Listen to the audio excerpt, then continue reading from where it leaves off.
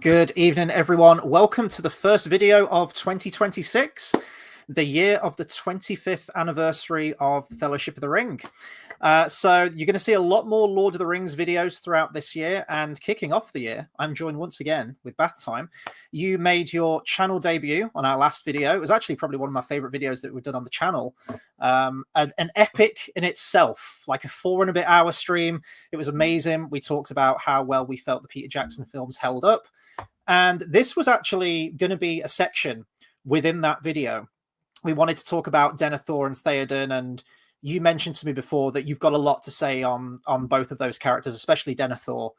And very quickly we realized that if we went down that rabbit hole, we'd have been tacking on probably like an extra hour, 2 hours onto that video. I don't know how long this stream's going to go on today, but I'm prepared. I have a Guinness with me, so cheers. And thanks for joining me again tonight, man. Thank you. Very welcome. It's a pleasure to be here. Happy New Year to everyone else. I do have some booze as well, but I don't want to drink it, but I will if we go over 2 hours again. Right. In the last stream, if I recall correctly, I forgot Galadriel's name at one point. So, yeah, but I'm not very good. I'm not very good with names, and I'm not actually that interested in them, to be honest. Like in Lord of the Rings, there's so many names and so on. I'm much more interested in the concepts, the metaphors, what these people represent. So if I do like mix up Fingolfin with Thorongil or something, please forgive me. But I'm not. Those details don't bother me that much. I will say, like, I was watching a lot of lore videos in preparation for this, doing a bit of reading, and it got to Thorongil, which is Aragorn's alias from back in the day. And I remembered that the Lord of the Eagles in the Silmarillion's called Thorondor. So I know I'm going to make that fuck up halfway through this stream. And it actually makes sense because I think Thorongil means like Eagle Star or something like that. So I'm like, it's going to happen. I'm going to mix that name up, but we're going to do our level best. Right. Denethor and Théoden, played incredibly well by John Noble and unfortunately, like the late great Bernard Hill. The very clickbaity thumbnail aside, I do want to just begin this stream by saying, before anyone kicks off, that despite all the changes to the characters, and there are a lot of changes between the book to the film, counterparts of both of these characters, I think they serve their medium well. Like whatever all the changes they made, I think works for a film. But in doing that, they do miss out on a lot of the nuances and the subtleties to the characters, which probably, they're definitely a lot more complex on the page. That being said, there are things that I really outright dislike in the Peter Jackson trilogy adaptations of the characters. Doesn't destroy my enjoyment of those films. I mean, obviously, it doesn't enjoy my enjoyment of those films, but they are worth mentioning. So, as we mentioned, we mentioned this before we went live, we don't have a structure for this thing. You have a list of talking points for Denethor's character, so we're going to be jumping in and out of that, but we're going to be comparing, contrasting, offering our own critique on the characters and the changes, and hopefully at the end arriving at some kind of conclusion as to which we prefer or whereabouts we are. Or maybe we'll keep it ambiguous and open-ended. Who knows? Right, let's start with... So I think Denethor was the main one you wanted to talk about specifically. So obviously we'll be talking about both. So if you want to start jumping in with Denethor on this one. So I think that, like, as I sort of told you earlier, I read Lord of the Rings when I think I was probably too young to sort of understand it. And I've obviously reread it from there. And each rereading, Denethor becomes the most interesting character to me in the entire book. I think he's just I think he's fantastic. Like, obviously, he's a grey character. He has a pathetic ending in some ways, but I think he's just fascinating. And in the films, he is played. I mean, he even looks a bit like Grimoire Wormtongue. Like, I think you'll met like the sort of sallow skin and the lanky hair and this nonsense with the tomatoes. And I've always found him to be tremendously disappointing in the films. Because what you have to remember is that when you're reading the books, Denethor's only in, if I'm correct, 3 chapters in The Return of the King. But I checked this, I might be wrong, but ChatGPT told me he was mentioned in 16 chapters. And so Right. Yeah. you're aware of Denethor far before you meet him, and he's in some ways he's a bit like Sauron in this aspect, where he's a character that is off screen that has huge ramifications for the plot and so on. And when you finally meet him, he is not a disappointment. He is really, really impressive. And in the film, I liked his introduction because it was similar. And then it's a completely different character. And I know he's often held up as a mirror to Théoden. I don't actually buy this as much as everyone else does. Like, I'm not claiming to be a great expert or a scholar on Lord of the Rings, but I don't find it as convincing. I find the idea that he is a mirror of Saruman and Théoden is a mirror of Gandalf far more interesting to me or persuasive. Like Théoden's even called Théoden the Renewed after the Battle of Helm's Deep, and Gandalf has come back and things. You've got Saruman and Théoden pissing about with Palantir, and sort of trying to wage their war against Sauron in certain aspects. The focus on the ring, I find that distinction more interesting, and I don't think that the films bother to do anything but sort of present them as very one-note characters simply to serve Aragorn, and I find that unsatisfying. But as you say, it works in the context of the film, although I'm not sure it does work in the context of the film, to be honest. Certainly, Théoden certainly does, but Denethor, I think it only works in the context of the film for Pippin's sort of like birth into a squire, as it were, and there's a sort of point, and there's a sort of like internal conflict within the Battle of Pelennor Fields. Otherwise, I don't really see what he adds. I thought it was a really interesting point you mentioned there, and I guess this did occur to me, but just hearing you say it, that the changes to both of these characters are done to aid Aragorn's character, and I think you're 100% spot on with that one. I remember, because I was introduced to the world of Tolkien through these films, through Peter Jackson's trilogy, and then I read the book many years after. Well, I think I attempted to read it after seeing Fellowship. I was 8 at the time, so if you mentioned you had a hard time reading at 11, imagine me trying to slog through this absolute tome, and it was the 1-volume edition as well. And I was reading it, I was going, Tom Bombadil, this isn't like the movie. Like, none of this is in the film. What are we doing? And I think I gave up at the Great River. I think I just got past Galadriel, and I was filled. What is it that I forgot what he says now. What's that comedian called from Peep Show? But he says, I tried to read The Lord of the Rings. David Mitchell, that's it. And I was filled with so much self-loathing that this great thing wasn't connecting with me. But thankfully, I did find that appreciation many years later. But when I saw the Two Towers movie, Théoden's character really annoyed me, just as a casual, movie fan at that point. And he's like, oh, it's hopeless, it's over. And Aragorn's in the thick of it, and he's fighting. And Théoden's, shouting all these orders out. He's getting too big for his boots. Like, is this all you can conjure, Saruman? And of course, he jinxes it, because then they fucking blow up the wall. And yeah, Aragorn is the hero of that. And they even acknowledge that in the Return of the King movie, where Théoden says it was not Théoden of Rohan that led our people to victory. Meaning, Aragorn was the one who should be celebrated and congratulated for it. And I think you're 100% spot on with that one. And then by the time we get to Return of the King, we have Denethor.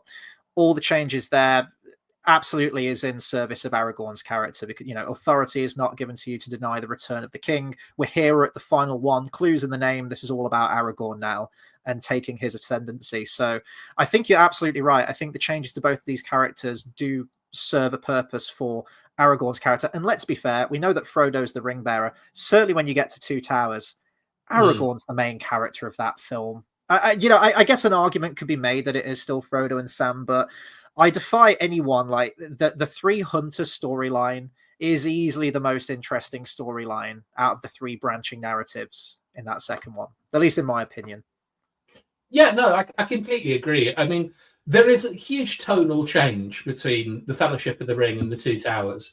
And because although you can argue that the world is opening up a bit more and more sort of politics are coming into it, but the Two Towers, sorry, the Fellowship of the Ring. I feel you see more of Middle Earth in that film than you do Yes, in the a lot subsequent more. two. Like, and yeah, they clearly pivot towards Aragon as the central character with the central conflict, and because of that, like there's a quote from someone. It might actually be Josh Whedon of all people, who said that a hero is someone who gets other people killed in service to him, like in terms of a story. Mm-hmm. And when you think of the changes made to the Two Towers, and I'm thinking about the Wargs or the Wargs in particular. And then, you know, Aragon getting yeeted off a waterfall and stuff, and then opening that door. All of this is about building him up as a character. But we know from the films, we know from the books, that Aragon is already externally a king at this point. That's how he sees himself. He's got his own like catchphrase when he jumps into battle and stuff. Mm-hmm. But it's the internal, it's how he has to prove he's the king internally, like through his actions and so on, that becomes so interesting. It's like one thing I've always thought is really funny is, you know, mayors kiss babies, politicians kiss babies. That comes from the idea that a monarch used to have a healing touch. And this is obviously something that's quite important to Aragon's character. Houses of healing, yeah. So I've always quite liked, whenever I see politicians kissing babies, it always reminds me of Aragon. But part of that is Aragon his claim to the throne of Gondor is actually a bit dubious. Like, I think that the stewards maybe 600 years ago, 800 years ago, did some legislation, or they had some sort of trial, and they decided that the descendants of Arnor weren't their kings. And so Aragon has to prove himself as a king through his actions. In the film, he is kingly all the way through, and it's about him accepting the title. And I find this, I wouldn't say less rewarding or less interesting, but it's just they're so very clearly different people. And so in that case, Théoden and Denethor are going to be different. Yeah, and I think... Go on, sorry. I was going to say, I just don't like Denethor being a pantomime villain. That's probably the best description of him. And we'll get onto some scenes, certainly between him and Gandalf, that just really irk me every time I watch that film. There's one moment in particular. It's probably the moment you're thinking of. But while we're on the topic of Aragorn, now they don't really mention... Well, they don't mention this at all in the films. And I get it. The films are already like extended editions, 4 hours, 10 minutes. It's already at breaking point in terms of what's a... accepted runtime for a film, so they can't cram all of this stuff into there, and I get that. So I think they do go with the bare essentials, which does make it diluted considerably compared to the book. But the history between Denethor himself and Aragorn is fascinating in its own right, and that's something that never really gets brought up in the films. I think that adds another layer to Denethor being very dismissive and despondent of Aragorn's claim to the throne. Yes, there is the legislation that you mentioned, and you know, Denethor's been a steward for all intents and purposes. He's pretty much been a king throughout all of this, and this is like the world almost approaching Ragnarok. This is, as far as he's concerned, especially through looking into the Palantir, this is the end of the world as he knows it, and he is the one ruler of Gondor that see it through to what he believes is this inevitable end to everything, to the world of men.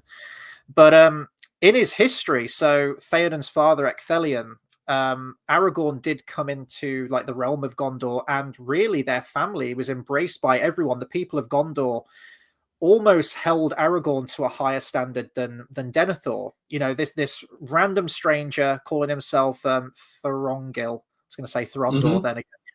He, you know, shows up. He's doing all of these kingly actions. He's winning over the hearts and minds of all the people, and even like the heart and mind of Ecthelion. Like, he took a liking to Aragorn almost like a son.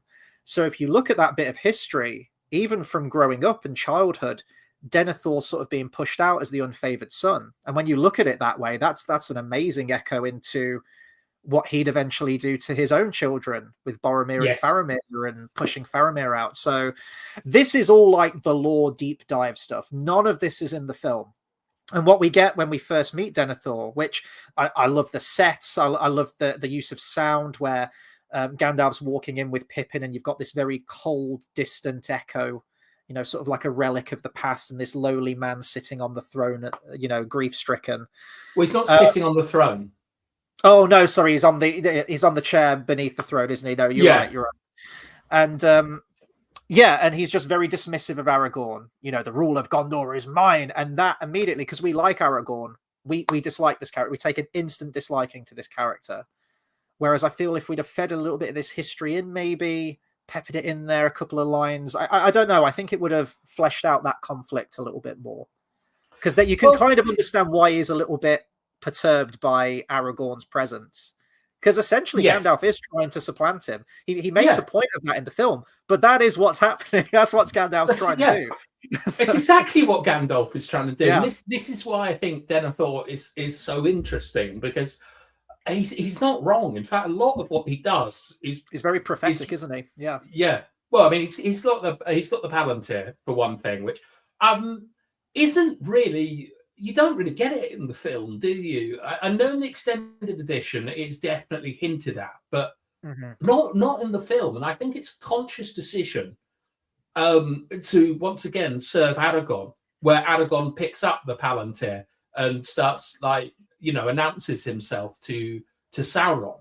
I think that would there'd probably be less impact if you found out that this old bloke has been doing Sauron over for years on the Palantir. No problem. The Palantir is a weird thing, because I remember watching that film and getting to the extended cut. You're right, the extended cut does add. There's a line from Denethor where he says, "Do you think the eyes of the White Tower are blind? I have seen more than you know." It's very, very subtle. People watching that who don't know the books probably wouldn't even know he's referring to the Palantir. And then there's the scene where, Aragorn goes to the Palantir. But even after many watches of that film, until I properly read the books, I kind of assumed that was the same Palantir from earlier in the film, because they did such a piss poor job of establishing that Minas Tirith, Denethor has his own one in his own quarters. So it took a while for me to make that connection.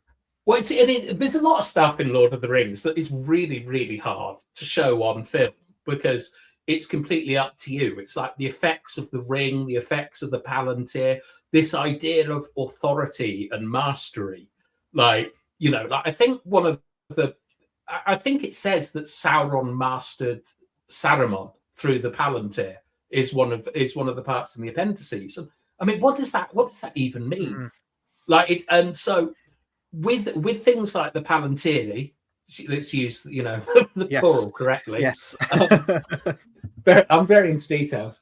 I think that there's so much stuff that is really, really difficult to explain, and this is why I think we love the lore and the theories behind Lord of the Rings, because a common complaint is, what does the ring actually do?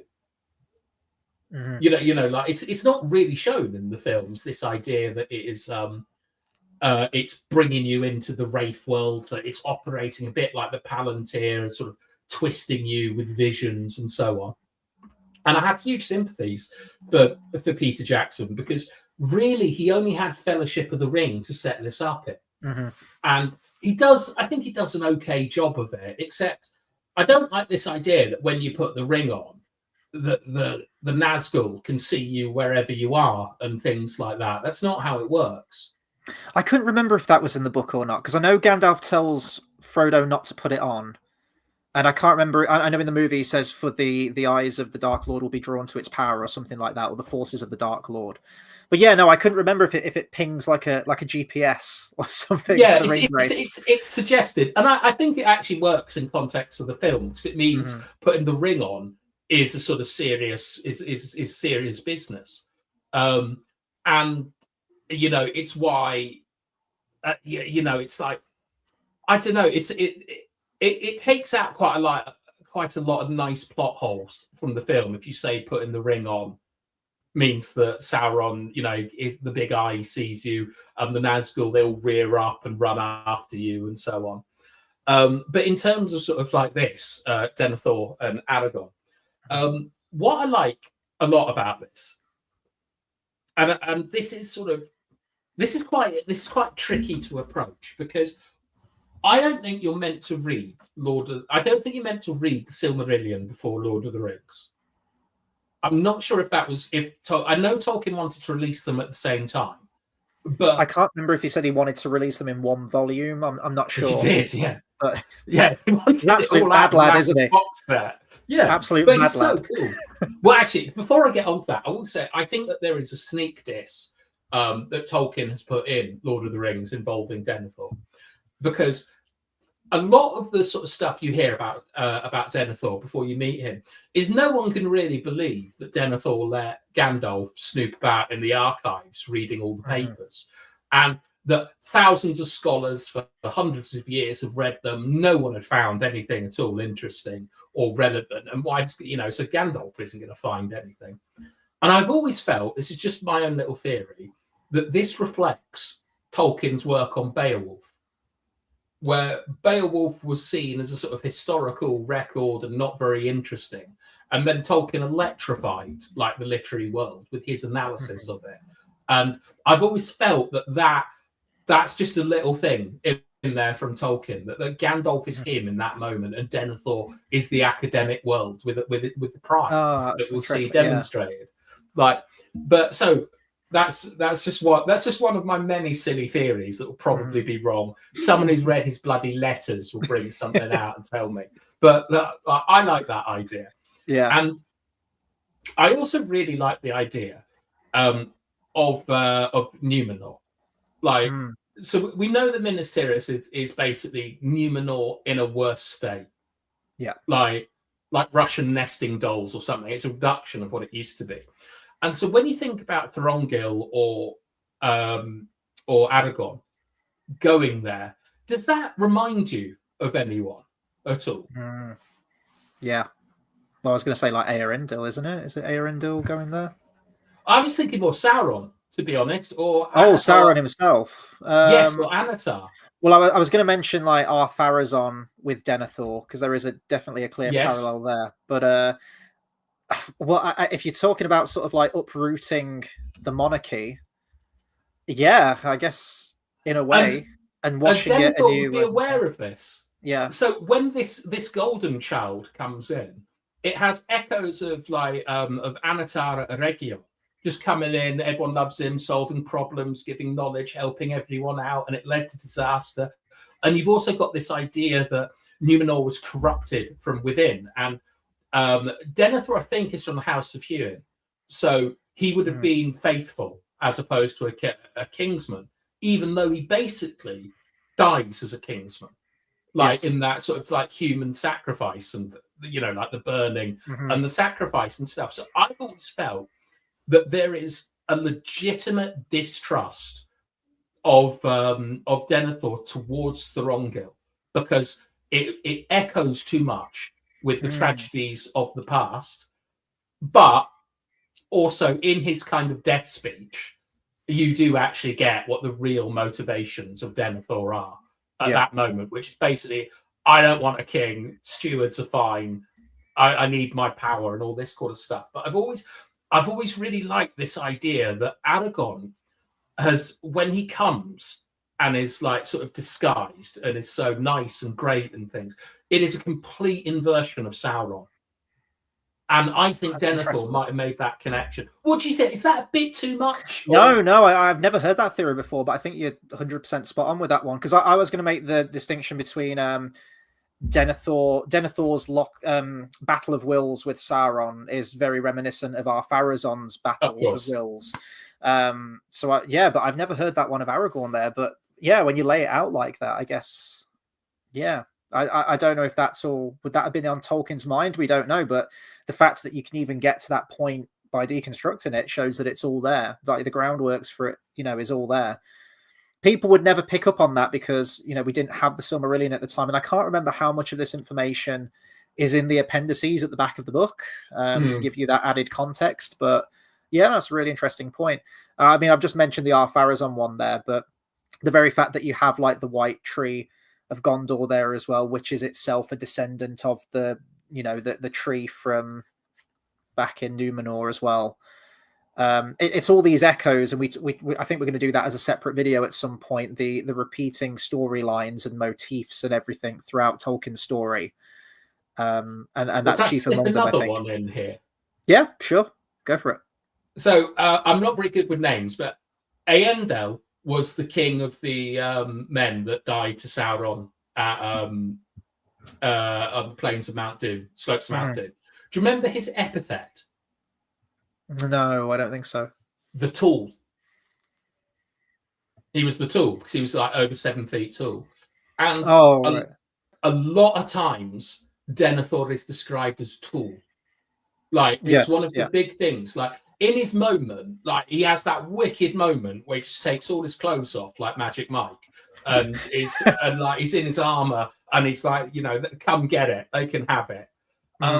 He's described as tall and upright and things. And I think that like you're meant to kind of make that connection to the kings and the lords of Numenor and like what happened to them, because it's even things like Umbar was a Numenorian colony that they were always a little bit dodgy about. And where do the coursers that basically represent the end of it? They come from Umbar, and it's the sea once again rising up to wash the kingdom of men away. And so there's these echoes. I'm fairly sure that they're intentional from Tolkien because of his love of like Norse saga. And I'm sure we're going to talk about Northern Courage at some point. Yes, I was going to bring that up with Théoden. Yeah, 100%. But I think that Denethor is the most echoey person in the Lord of the Rings in the book, because he's. I suppose you can make an argument that Aragorn with Luthien and Beren and so on, like echoes as well. But it's all right. When we contrast Gondor and Minas Tirith, I might talk a bit more about that. But I don't want to get us too off track too early. Well, talking about the Sauron thing, I think if I was going to do if a change could be made to the films that could help smooth all of this over, I think just a scene or two of Denethor at the Palantir communicating with Sauron would have really, really have made the difference, genuinely, because that speaks to so much about how like his disheveled appearance now. You talk about how, when he puts the armor on, the blood of Numenor as well. I mean, the Numenorians were like superhuman, weren't they? They were like 7 foot plus tall, built like, Superman, all of them. And he does have the blood of Numenor. So, it's the remnants of that. But the fact of this battle of wills that he has via the Palantir with Sauron, think he's doing the right thing, thinking he's gaining all of this inside information that he can use to his favor. But obviously you don't make a deal with the devil. You don't try and best the devil because, he will seep in, and that's exactly what happens, the corruption of Sauron, which leads to this really disheveled appearance that we find him in, plus the loss of his son. And I know you refuted some of the comparisons between Théoden. You preferred to see the different angle to it, but we're both introduced to these characters that are, emaciated, just like a complete waif of what they used to be. And both are dealing with the loss of a son. So I think that, and I think even the names themselves, I'd have to check this, they're almost like an anagram of each other, aren't they? That's, Théoden and Denethor, I think. I've never thought of that. It's close, I think. I know Théoden's got like the little apostrophe. I forgot what you call it above the E, but we'll let that slide. So yeah, I think a couple of scenes of that would have really cemented it, because I think I think the problem is, right, if you introduce a man who cannot be dominated by Sauron, and you've had Saruman like slip into him and things, I think it not only does it kind of dilute the threat of Sauron in a theatre goer's mind. Like, look, if this old greasy bastard can resist Sauron, like, Aragorn's no worries. But I think Pippin does, though, in a way. I know he's completely PTSD'd and catatonic, but he says that Sauron asked me my name, I didn't answer. So Pippin was resisting. We don't get like a direct visual of that, though, do we? We just see Pippin freaking out with Palantir. So I think we see something. Do we see the tree? Do we see the tree? We see a flash of it. Yeah. But I also think that once again, you've got to remember that in the sort of third film in a trilogy, and this isn't like Final Destination or Saw or something where that is successful, so they've made another. It's all been building up to certain. It's been building up to certain moments. You can't dilute the character of Aragorn, and so that reveal of Aragorn, like I know, like he sort of drops the star of Arwen or something, and it breaks, and it's sort of seen as a bit of a. I wouldn't say it's a victory for Aragorn, but it is actually him announcing, "I'm back, the return of the king." Like, that actually happens a lot earlier in the book, doesn't it? I think that happens in Edoras, I think, not long after the Battle of Helm's Deep, I think. Yes, but in terms of the film, that is the first time he basically says that he is the king. Mm-hmm. You know, that is the moment where he kind of accepts it. Yeah. And so on. Yeah. And so I think that if you have Denethor resisting Sauron, building up his forces and so on, and you know, like Sauron is a bit. I mean, Sauron is a bit of an idiot, to be honest, in the Lord of the Rings. Like, there's a lot of mistakes he makes, but one is underestimating Denethor, and so I think that if you put that in of them doing a battle of wills, I don't know how you film that, but I think it dilutes that moment of Aragorn accepting he's the king, challenging Sauron, showing him like Narsil reforged into Andoril, Flame of the West. Like I think it takes away from that. So I'm okay with it, but you have to see, like, what you have to take from this is that I don't think that someone who's only seen the films will draw a parallel between Théoden and Denethor. Like, you know, it's not mentioned that they're widowers. They're introduced so far apart from each other that the fact that their sons have died isn't something that you automatically make a link. And then you also don't get the fact that Denethor is almost a sort of Shakespearean tragic hero. Like, because once again, this all takes away from Aragorn. And we should probably move on to Théoden, because it's a joke how he's introduced, man. It's an absolute joke.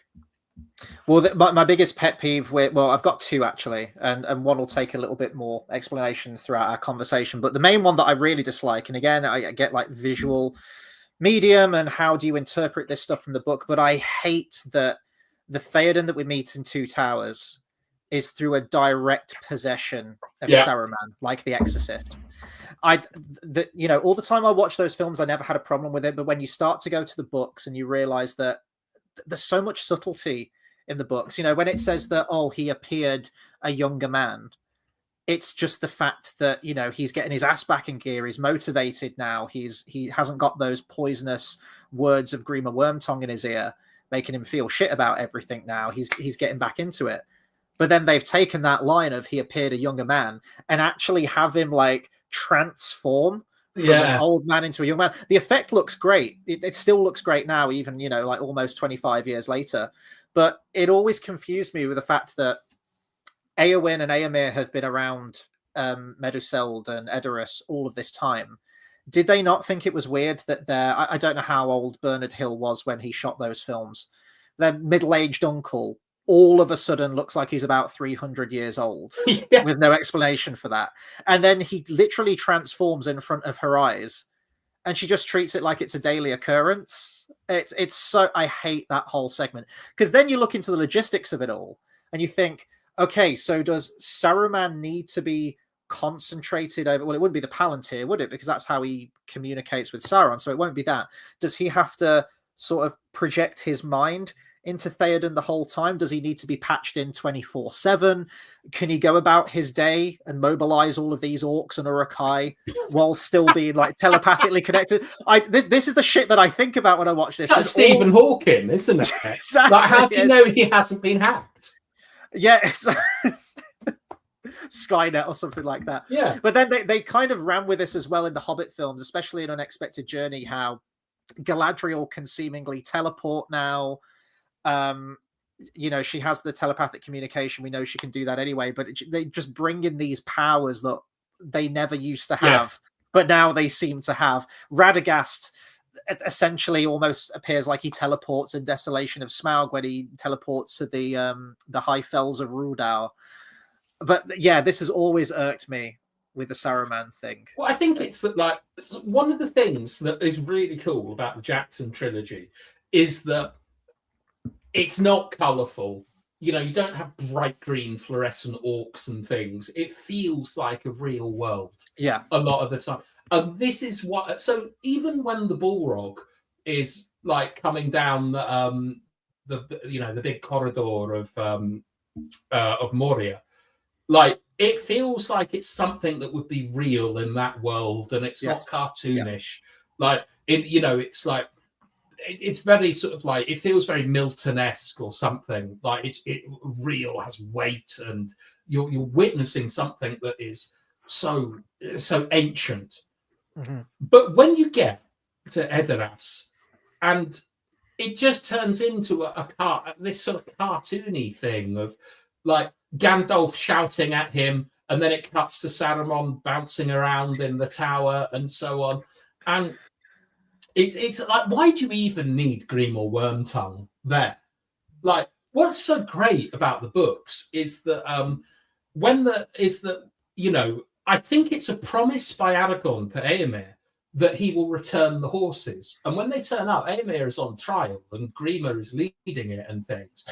And obviously Gandalf kind of like gets him out of this stupor as it was, but it's much more grounded, and it feels like something you can relate to much more, because in this day and age, you've seen people go down internet rabbit holes and become like, no dirt on anyone, but have become extreme flat earthers or something. And it's a sort of a gradual obsession that sort of takes people over, but they're recognizable as humans and who they were. But in this, it's a living corpse. And it just, I watched it and I was like, I can't believe they're doing this. When I was watching it, it's so different to what we've seen in the Fellowship and so on. It's corny, it's cheesy, it's not for me. And I really didn't like it at all. And I still don't, to be honest.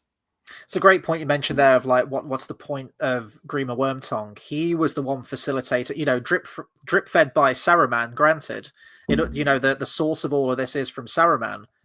But I get it's a visual medium, but did we need an exorcist scene? Did we need Gandalf, like the power of Iluvatar compels you kind of thing?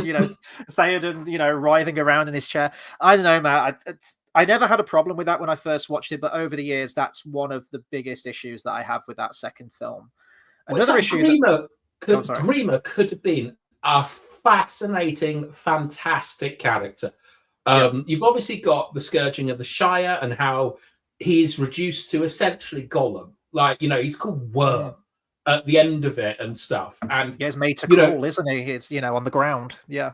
You have his run-ins with the Nazgul on the road and so on. You have that bit where they bump into him and Saruman, and he's given the opportunity to leave and doesn't.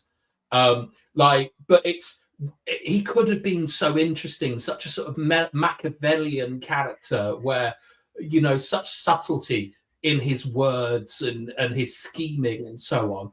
And instead, he's just like a little goblin. And I know that, like, they do, you have to forgive me because I don't know the difference between the films and the extended editions anymore. Right. But like, there's not a lot paid to his sort of like lust for Éowyn, which is kind of like his price for doing all of this, is that she's going to be given to him and so on. Like, there's no real conflict and stuff. And just like Denethor, he's just an obvious pantomime villain. That I just no. I think for a character that could be really interesting, it's just dreadful. I think honestly, if you just eliminate that whole thing with the direct possession of Saruman, I'd have been fine with most of the other things of Grima in the film. They lose a lot of the payoff, though. You mentioned like the scouring of the Shire and whatnot. That we get bits of that, I suppose, in how they've reworked the voice of Saruman with him on Orthanc, and it ultimately is still by Grima's hand that Saruman is killed. But yeah, I feel like you lose a lot of that progression of the character, that full journey of the character, that realized path that he goes on. But a wonderful performance and everything like that. It's just that possession angle that I'm not keen on.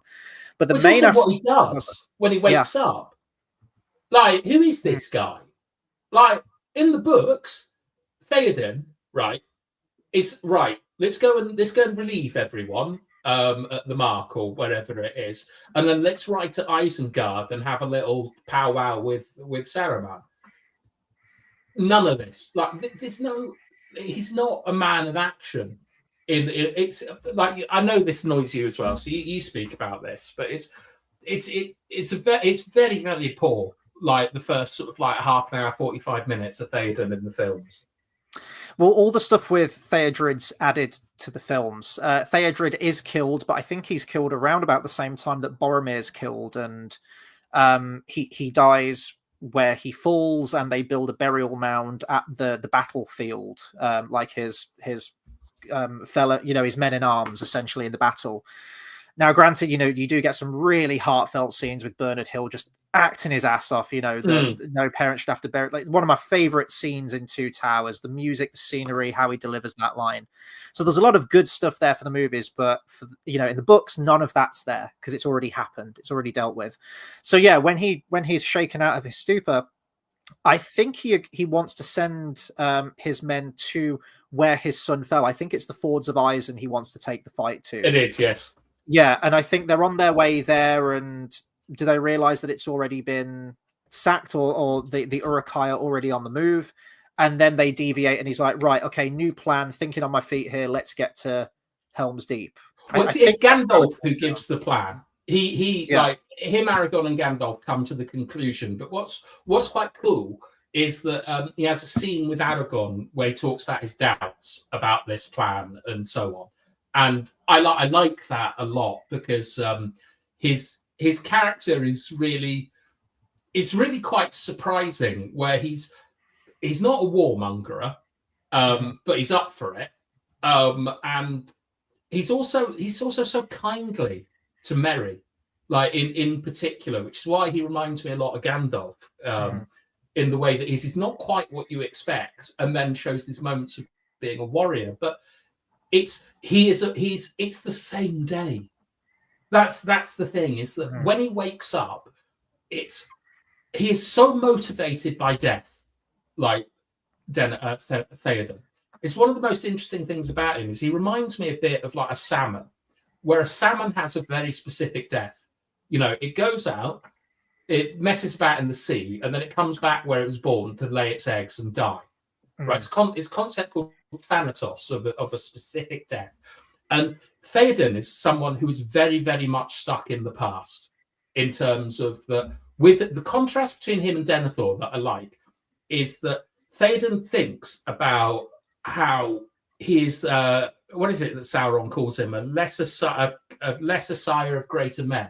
A lesser son of greater sires. Yeah. And he and towards the end of his arc, he thinks about how he's going to be able to stand his ground with his ancestors in the halls of Mandos or whatever. And Denethor, on the other hand, is much more concerned about the future of his lineage, and so on. So I think that's a good contrast between them. But Théoden is very, very up for a glorious death, right from the start. And that's that northern courage we were talking about earlier, wasn't it, coming in there? Yeah, so we should probably actually at this point discuss what we think northern courage means, or what it means to us. Like, what is it to you? Oh, there is a direct quote from Tolkien, which I guess I could go on the hunt for. But to me, it's just that even in the face of, complete evil, all the odds are stacked against you, you will fight to your last breath, in glory. And, even if there's no way out of this, even Théoden and all of the troops are yelling death. They're literally staring death in the face, but they're showing up and they're doing their bit nonetheless. That's what it is to me. I mean, I could find that direct quote from Tolkien, but how about you? What's your interpretation? Well, so I think I can't recall the quote. This will shock you, but I can't recall the quote. No, you're usually your bibliography for all this. Let me go. I'm going to go on the hunt for it. If you want to chat a bit, I'm going to see if I can find it. I think it's about Valhalla, and it is about how I love the idea that Odin, who is like has a lot of Gandalf in him, Odin. That Odin assembled the greatest warriors to go and fight a battle they were never going to win, and that they all like bought into it, and they were all up for it, and they saw it as honor and privilege, and it is fighting against all the odds for not for the love of the game, but for what you are fighting for, what it represents and stuff. And you know, this book would have come out like 54 or something. So we've been through 2 world wars. He was obviously very active in one of them and had seen the other 2 and stuff. And it would have felt like that when you think about things like Dunkirk and having to send the small boats to get everyone and things. This resilience, this courage, this not laughing in the face of death, even though they do laugh quite a lot in the books. It's the idea of a sort of a collective spirit of honor and courage and self-sacrifice, not just for the moment, but for the people who come before and after.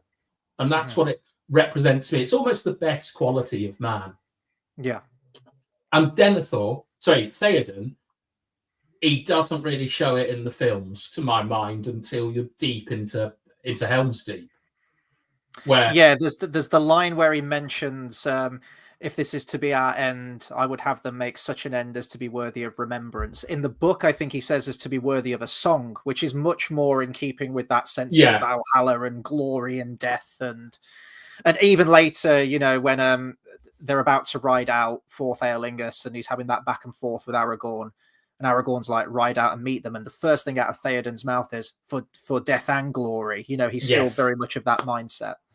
Yeah, he's dead. And that's great, because that's the first bit like we see of Northern courage from the Rohirrim, who, I mean, they strike me. One of the things, I'm not a great lover of the Hobbit trilogy.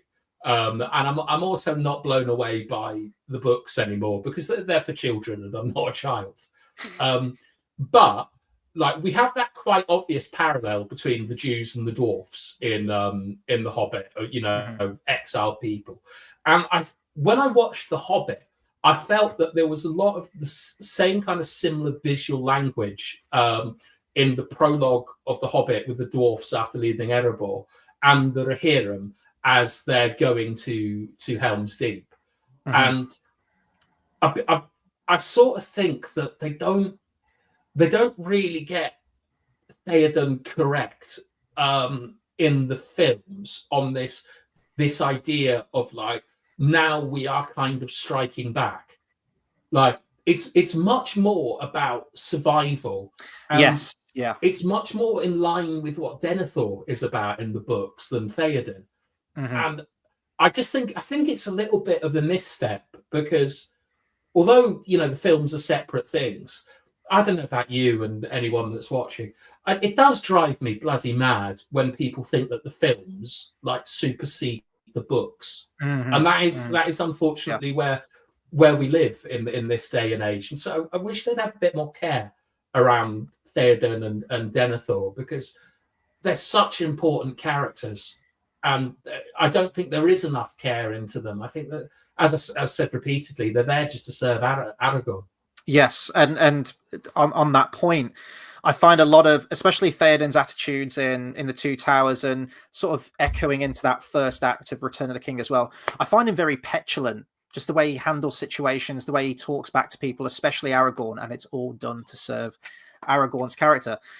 For example, in the book, we mentioned that when he snaps out of his stupor, he goes to take the fight head on, and then they change tactic and then decide to go to Helm's Deep.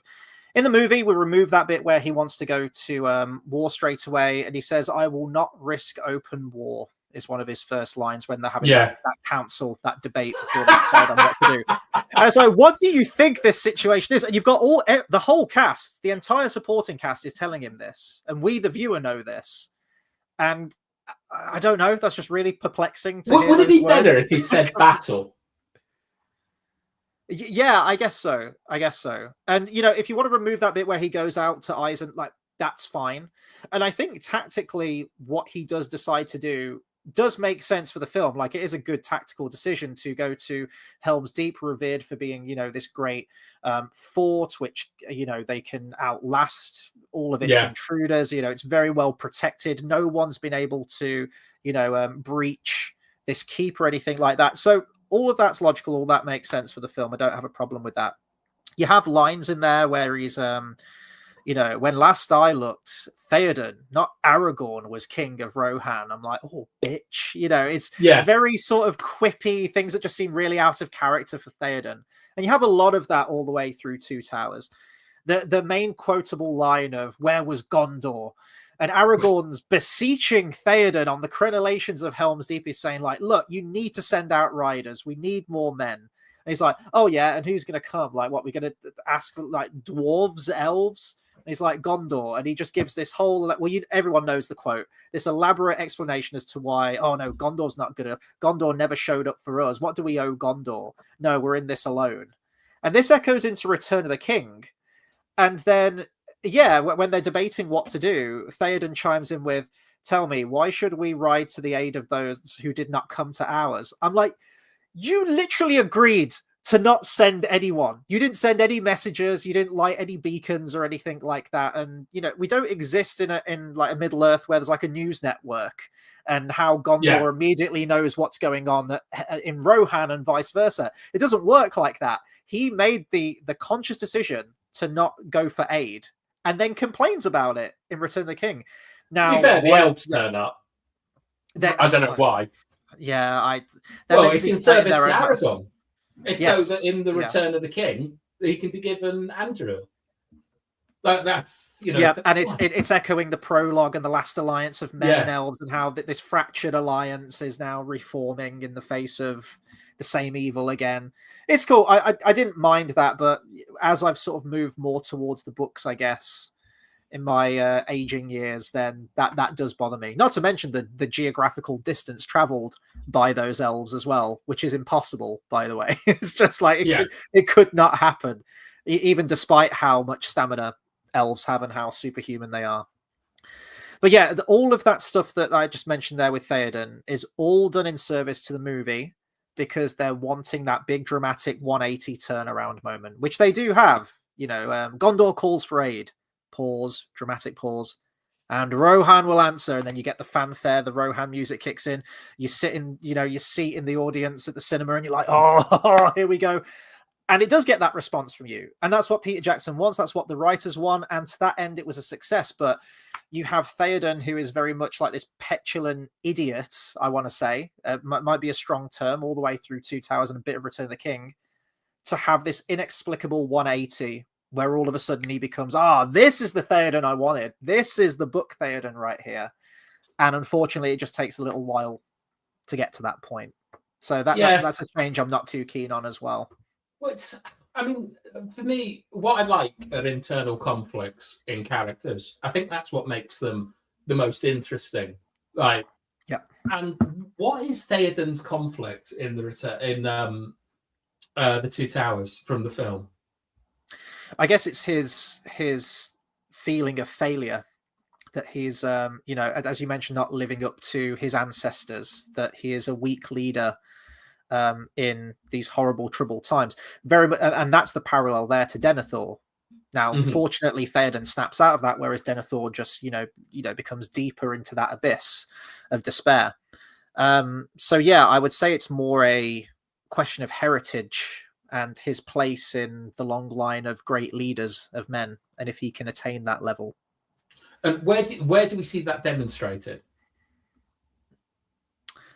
Well, where his conflict? Well, I mean, the voice of Saruman, definitely, where it's all laid out. But I'd say it's the amount of time he's wasted by allowing Grima Wormtongue to speak to him, and then when he snaps out of it, he's like, oh God, all this time's passed and I've been inactive, I haven't done anything. But he gets his payoffs at Pelennor Fields, right? Is that what we're getting at? Yeah. But what I mean is that these are real characters in the book, Denethor and Théoden, with motivations, with fears, with flaws, and with things to admire about them. It doesn't come across in the films because as you've said, Théoden is extremely petulant because Aragorn needs a foil. Aragorn basically needs to be correct, and you also get this kind of half-baked Éowyn character, like who is, like I think we talked last week about her shampoo advert killing of the Witch King of Angmar and whatever, but she's not really built up in this properly. She's not very good at cooking stew. She fancies Aragorn. Like she's a very, very weird character, when in the actual books, I think, although like biologically, she's by far the youngest character in the books. She's 24, 23. And like Pippin is kind of the youngest. Like Pippin is basically 15 or 16, but is obviously in relation to his race. Yeah. But so what you kind of get in the books is you get this guy who both has this kindly side to him that is demonstrated, and caring, and he's a grandfather and all these different things. Like, and you think, yeah, he's a sort of good king. And then on the other side of him, you've got this idea that like he's lost a son. He's got to protect his people, and his first instinct is that Saruman has to go. So you have this: is he doing this for his people, or is he doing it for himself? Is the first thing, and that is actually answered much later in by far one of the coolest scenes for me in the books of Lord of the Rings, where Saruman kept saying something like, "Let's go and have tea and biscuits and be friends again," or something like that. And he says it 3 or 4 times. And then Théoden gives him a bollocking and talks about how he will have peace, but only after gibbets and crows, all of that speech. Saruman is hanging. And that is the moment where it becomes Théoden the Renewed. And he is who he was. He's gone from being a great warrior to this, stupid, possessed half-man. And then he's come back again, which is why I think he rings quite true to me with Gandalf, and Gandalf from the grey to the white. But all through this, you've got all these different little conflicts, all these different little doubts. In the films, all he really is the stupid boss who won't listen to reason. And it annoys me because you do get that northern courage, you do get the heroism, you do remember, like Gandalf says, like maybe that arm would remember its strength if it held a sword or something like that. And you do get that at Helm's Deep when he charges out against the might of the Uruk-hai. But it feels to me tacked on, and he's not a real character. And this is because he's not by any stretch of the imagination my favorite character in the book at all. Like I think he gets I think people like him a bit too much. He's not anywhere near as interesting as Denethor is. And they are set up apparently as different sides of the same coin. Yeah. But he's done it in the film. It's, if you take away his 2 big scenes, 3 big scenes about Gondor will ride, Gondor will go and help, Gondor helping, and Rohan helping Gondor, and the Rohirrim charging out at Helm's Deep. There's not too much to him. Apart from this, like he just serves as a sort of pseudo antagonist to Éowyn and to Aragorn, and I think that really sort of does him down, and I think it does a lot of the fans of the books down, because it doesn't represent who he is, and when you go further, it doesn't really represent what Rohan is. And so, although they get there, and the Two Towers is my favourite.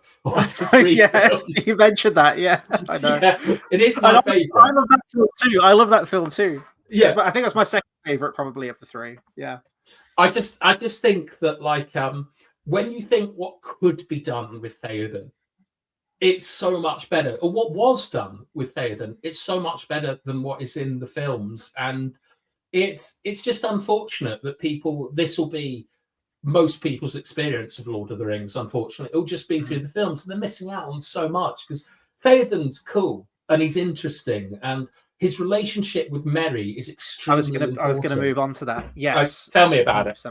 Yeah, you mentioned that both of them, both Théoden and Denethor, have lost a son. And there's a really sweet moment. And every time I read this in the book, I'm just like, oh, I would have loved this in the film. And I get it. As I mentioned, 4 hours, 10 minutes, you can only do so much.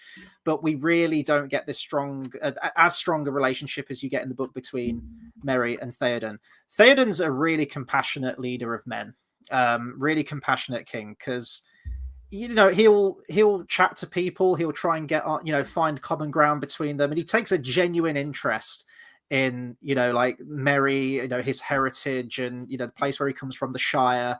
He talks about, do they talk about like pipeweed and things like that? Yeah, his family history. And he's like, oh, if we make it out of this, he knows that he's not going to, but he extends that olive branch, I guess. And I think, does Merry say, I'll be like a son to you, or does Théoden say that to Merry, you'll be like a son to me?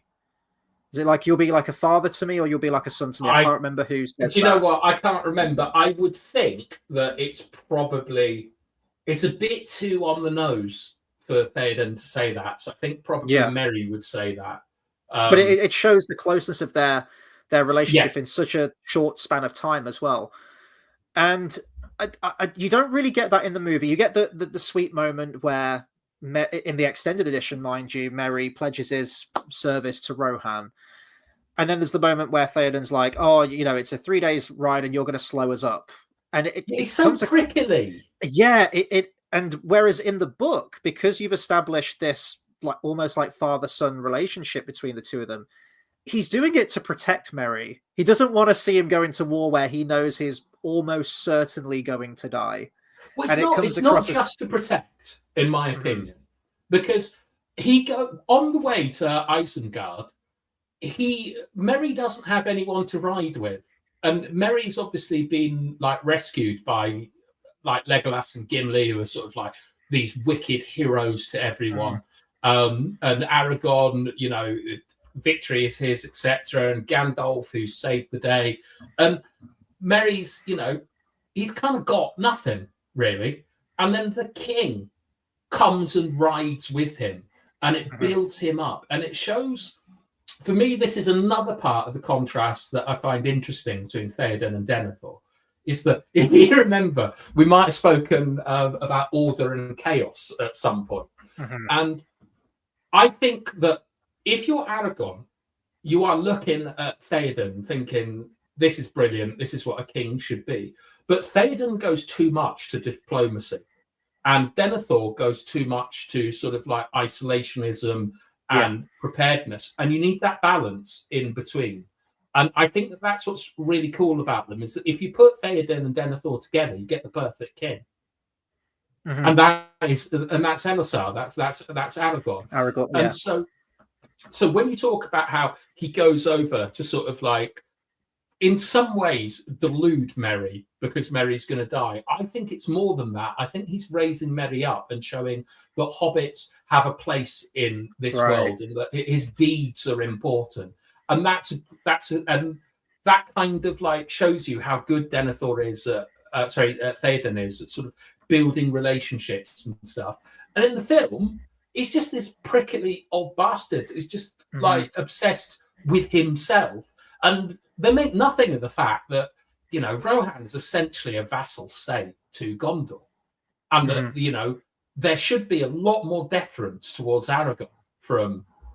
and he knows who Aragorn is. Like, Aragorn didn't just go and piss about in Minas Tirith. He also went, he also went to Gondor. Like, it's not the first time they've met, and so on. Like, Aragorn is like the human version of Gandalf. He's been literally everywhere, and everyone knows who he is, despite the fact he's meant to be keeping his identity a secret. He just doesn't care, does he? No, it's really dismissive. You don't get any of that. There's no moment where Merry mourns for Théoden and everything like that. But there's moments in the extended edition. I like that they added that scene in where he pledges his service to Théoden. I think I saw that shot in the Return of the King video game for the first time. And I was like, that's not in the movie. Whereabouts is that? And then, fast forward a year later where we get the extended edition and we get context. That was a good time, wasn't it? It was such a good time. Did you double dip? I always double dip. Yeah. Oh, yeah. I've still got them. I can show you right here, covered in dust, mind you. Oh, that's not a very flattering look, is it? So the first dip that I did was the VHS. Nice. Oh God, this is like the records of Minas Tirith, just everything covered in dust. Blowing dust off. So yeah, I always got the video first. You know, it shows how back in the day I am. Christ Almighty. And that would last me for a year, and then I'd know that the following year they'd bring out the 4-disc DVD, and I'd get that. And that was such a good Christmas morning for 3 years, because I'd be watching the movie, and because I'd have such an intimate knowledge of the films at that point, like a new shot would come in, I'd be like, oh my God, this is a new shot, this is a new extended scene, oh my God, I was freaking out. And especially when it got to the Saruman stuff in Return of the King, which may have been in like a trailer or something. Yeah, I lost my damn mind for Christmas morning. I was really disappointed with the end draft scene that they added in. I watched it. Like, what is this? That's one of the only ones where I'm like, that definitely shouldn't have been in the film. That is just nonsense. Yeah. It's the repurposed stuff from the removed chapters from Fellowship, isn't it? It's the Old Man Willow scene. It's lines from Tom Bombadil are given to Treebeard and... Well, they do have the stuff about, I think it's in Two Towers, where they have the stuff about Sauron would never conceive that someone would try and destroy the ring. Yes, that's an extended scene. I think that's that's in Two Towers, isn't it? Yes. Like that, that's criminal to have avoided, to have not put that. I mean, that should be in the Council of Elrond. Mm-hmm. The Boromir scene as well in that second film really reinforces... not just Boromir's character, you know, Faramir's character, especially for that second movie alone, but sets you up for Denethor as well. So all very necessary. Once again, I'm not shitting on these films because I know people love them and I love them as well, but they're very, very different. JX says, if the Regent has a th and an O sound, set your expectations low. I'm thinking of Thorin. Maybe, you know, because he kind of goes a little bit insane, doesn't he, with the whole greed and dragon sickness and whatnot. Am I missing something obvious here? Let us know, JX. We're not picking up on what you're laying down there, my friend. And then you know, we talked about Merry's relationship with Théoden. Let's talk about Pippin with Denethor then. Very different. So completely different. You mentioned the sort of like the cold isolationism from Denethor, very conniving, and what might appear as, you know, I mean, it's a very, very nice gesture for Pippin to do that, where he steps up and pledges his service because he feels like it's the right thing to do. What, with Pippin? Where he, well, I'm going by more the movies here, of how he feels compelled that, given in light of everything that's happened, in some small way, he feels like this is the only way that he can repay the father after everything that's happened. And I think that's a really sweet moment, and at least ruined by Gandalf just twatting him when he starts and saying "get up." Like it's, I've always felt that like Pippin's arc was a little bit. It's very in service because they don't have what's your lad called, Berengind or something. Oh, Beregond, Beregond. Yeah. You don't have Beregond. Yeah, like really, like. I really like him because he's quite a good thermometer of how people perceive Denethor, like in Minas Tirith, and not having him once again, because he is a little bit in service to Denethor in the books as a narrative device. Yeah. But Pippin basically just serves in the film as a way for Gandalf to give a bit of exposition and for Denethor to be a bit of a twat. Yeah.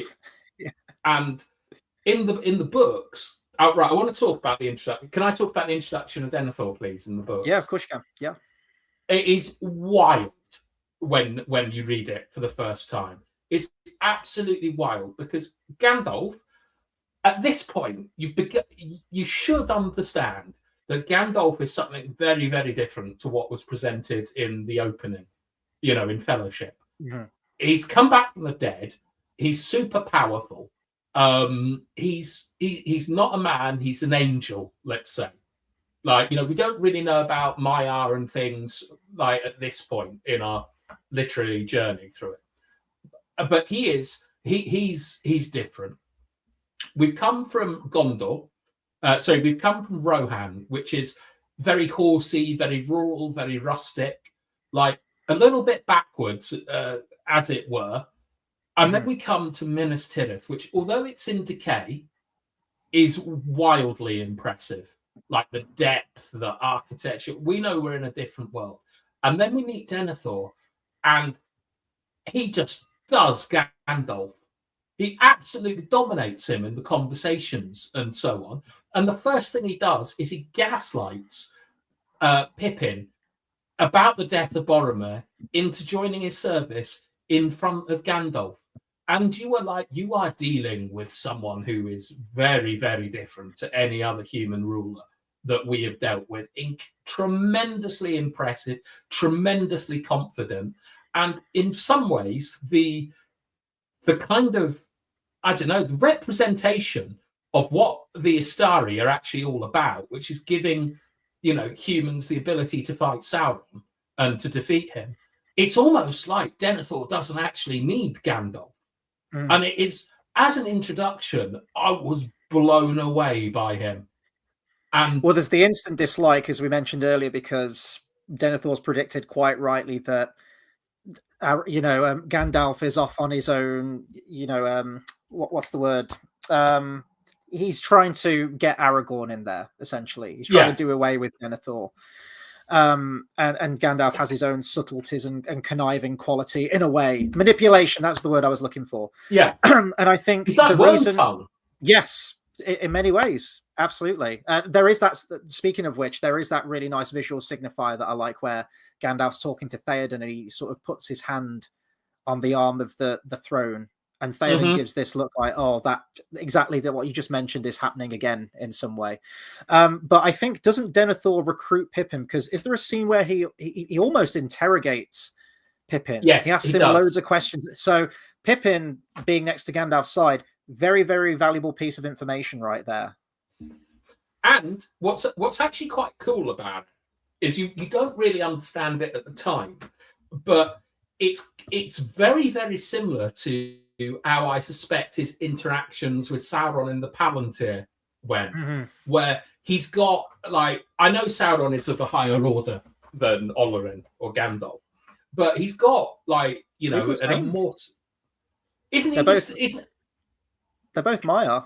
Yeah, they're both Maya, but isn't like wasn't like he was called Myron, I think, the Admirable at this point. But wasn't he seen as a sort of like higher because he was with Manwë, the crafter, and Aule, Aule, sorry, yeah. Aule the craftsman. This is where like my knowledge. This is the Silmarillion shit right here. Yeah. But Olorin kind of has 2 or 3 different Valar that he serves, and it's and you get the impression that Saruman is much higher regarded and higher placed as well because he's the leader of the Istari, as it were. So like Olorin or Gandalf is much further down the pecking list than basically anyone, and that's the reason why he's probably the only Istari that actually does his job correctly.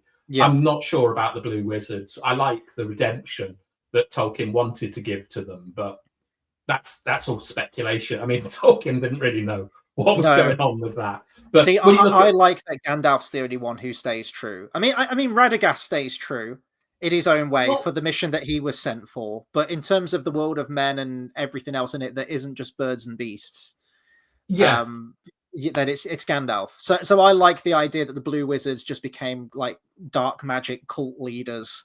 Yeah, and were absolute tyrants in the East. Saruman, we know what happened, and Radagast very much like Tom Bombadil. He's just very forgetful, very ditzy, but he's doing the job that he was there for. I think he was sent by Yavanna. I think she requested. She was like the Mother Nature god. And was like, look after all the plants and the animals, please, Radagast. And he does that. So he gets Gandalf kidnapped, basically, doesn't he? He tells him go and see Saruman. He doesn't realize that Saruman's a bad guy at that point, but he makes up for it. He sends Gway here to he does. Gandalf up. Yeah. And then he's done with huge amounts of respect in The Hobbit by Jackson. GG. Don't. It kills me. I actually thought he was quite cool in The Hobbit until he started eating bird shit. I like the actor, but my God, the amount of conceptual design they had for that character, they thought that was a good idea. Did you ever play the War in the North game? Because I think No. Radagast the Brown's in that, and they actually treat him with so much respect. He's great in that game. I wish we'd have got something more like that. There's an online game, isn't there? The Lord of the Rings online, and I've heard that that is really good. Have you played Shadow of War? Or bits of it? I never played the whole thing, but it looked fun. It was kind of like Assassin's Creedy a little bit, sort of like the Batman Arkham games a little bit. Yeah, it's complete fan fiction, but it's fantastic. And I actually think that it does the main character in it, in the second one, he ends up becoming a Nazgul and stuff.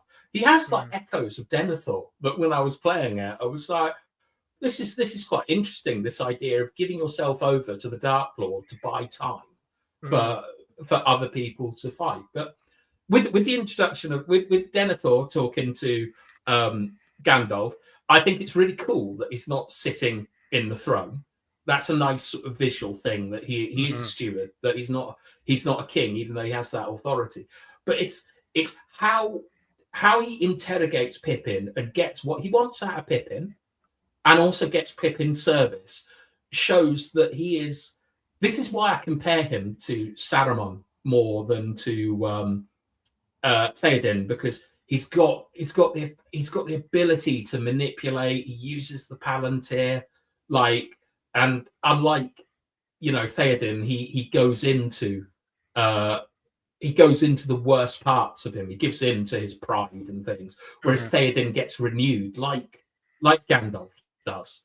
And so I think that the introduction to him in the book is electric, because you are dealing with someone at the top of their game who's an absolute master, and it's the first time you really see Gandalf in problems with humans. Brilliant stuff. I was going to mention, I don't think we've got this in our notes, and honestly, my memory's very hazy on it. The whole situation in the movie where Denethor sends Faramir out to his death, essentially, with a cavalry charge to reclaim Osgiliath. I don't think it quite goes down that way in the book. Oh, does it? Absolutely not, right? Yeah. So you have the line about it depends on the manner of your return, or something like that, right? And I think we still do have the bit where he says, if our places were exchanged, and he's like, yes, I wish that. He wished that Faramir. I think that's still in the book, that moment as well, isn't it? Yeah. I think. Yes. So you do have that prickliness, but in my view, it is more interpreted as him motivating Faramir about how you've got to do everything for the defense of the city and stuff, and none of this matters. And Boromir, because you got to remember, he Faramir is the one that wants to go to the Council of Elrond, Elandris, and Théoden sends. Sorry, Denethor. I do this all the time, man. Denethor sends Boromir basically because he thinks he's a better representation of Gondor than Faramir. So he does, as he said earlier, quite, which I thought was really insightful, about the idea of Thorongil as the adopted son of Ecthelia. I think that works well. But what happens with the cavalry charge in the book is absolutely wicked, because you have this scene beforehand where when they originally meet, they kind of see that Denethor is wearing chainmail or plate mail or whatever it is underneath his clothes. And in this bit, he has his magic mic scene where he rips his shirt off, shows he's in full armor, and says, Sauron can get it, the Nazgul can get it, we're here, we're ready to fight. And then as Faramir is coming back, Gandalf is like, I've got to sort this out. This is ridiculous. And he goes out, and then Denethor gives a signal, and a cavalry charge comes that is so well organized and compact and all the stuff you want from war tactics, that the Nazgul and the pursuing orcs they just shit themselves and run away.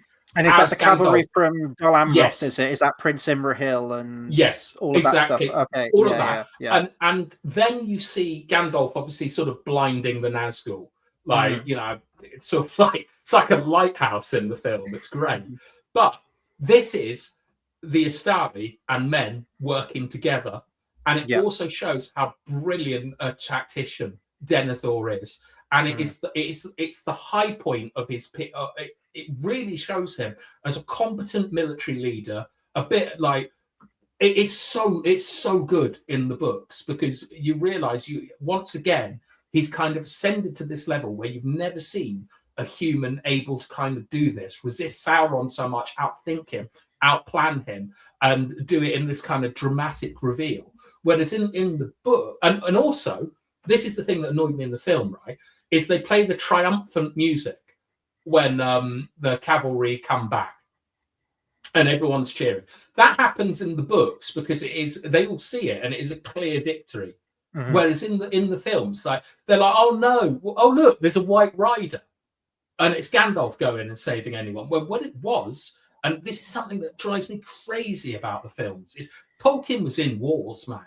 He understands the importance of tactics and patrols, and even things like at Weathertop, it's got such a commanding view of everything around it. Yeah. It's a strategic location. And here, this is, I think that it's, I can't remember I don't know what the actual military goal of sending Faramir out, but it was to get control of something that stops the Corsairs coming, I think. Right, okay, on the river, it's vital that they keep control of there. And he even disses Gandalf by saying that, look, the Nazgul are probably too much for you. And then he goes out and, it's up to your interpretation if it is a beam of light or if it's an aura or whatever that fights the Nazgul off. But Denethor is right in what he's done, and he succeeded, and it's his high point. And you think maybe this guy can do it, but Faramir is brutally injured, and thus we get the decline of Denethor after it. So it happens at the same time, and it's done differently, and it's electric. And it's one of my favorite parts of the book. Is like Denethor is the real deal, man. Not to mention he's the one who lights the beacons in the first place, which is another major talking point, in that he is fully against it. He's just like, oh, what's the point in sending for aid? They really go into that. And they don't even explain what the point of the beacons are, because it's the red arrow, right? And it's also great because the guy, I can't remember his name, also shout out to Carl. Yes, I was just going to bring that up. Shadow of War is great, Chris. You should stick with it. I think I got to the bit in the first game. It was very, very early on. I watched a lot of people playing it, but I remember where you find Gollum or something. There's a cutscene where you speak to Gollum. It's not that far into the game. And then I know bits from the second game. I know that Shelob is like this really hot chick who can shapeshift. And yeah, I think they mentioned who some of the ring wraiths are. I think Helm Hammerhand is one of the ring wraiths as well, which was Isildur is one of them. Isildur, yeah, very strange to me. I know, I get what you're saying. It's complete fan fiction, but maybe it's a really fun game just in terms of gameplay. What's brilliant about it, right, is that when the Rings of Power came out, people showing cutscenes from Shadow of War with like Sauron as Anatar and things, and saying this is just so much better.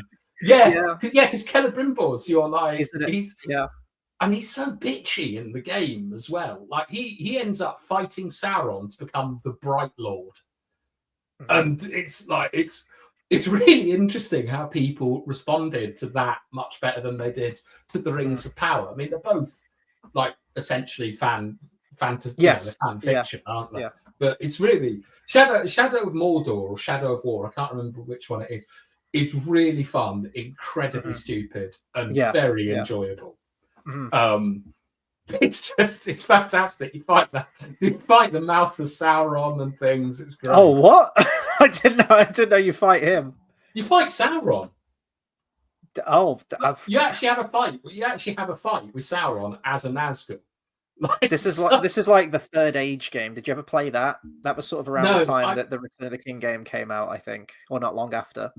I think, do you know, the only two Lord of the Rings games I played, I think, are is Return to Moria, which is like a sort of Valheim Minecraft thing. Really enjoyable. And the Shadow of War series. I've never played any of the others because I still want that kind of Skyrim RPG where you can, wander around the Shire, go check out Erebor.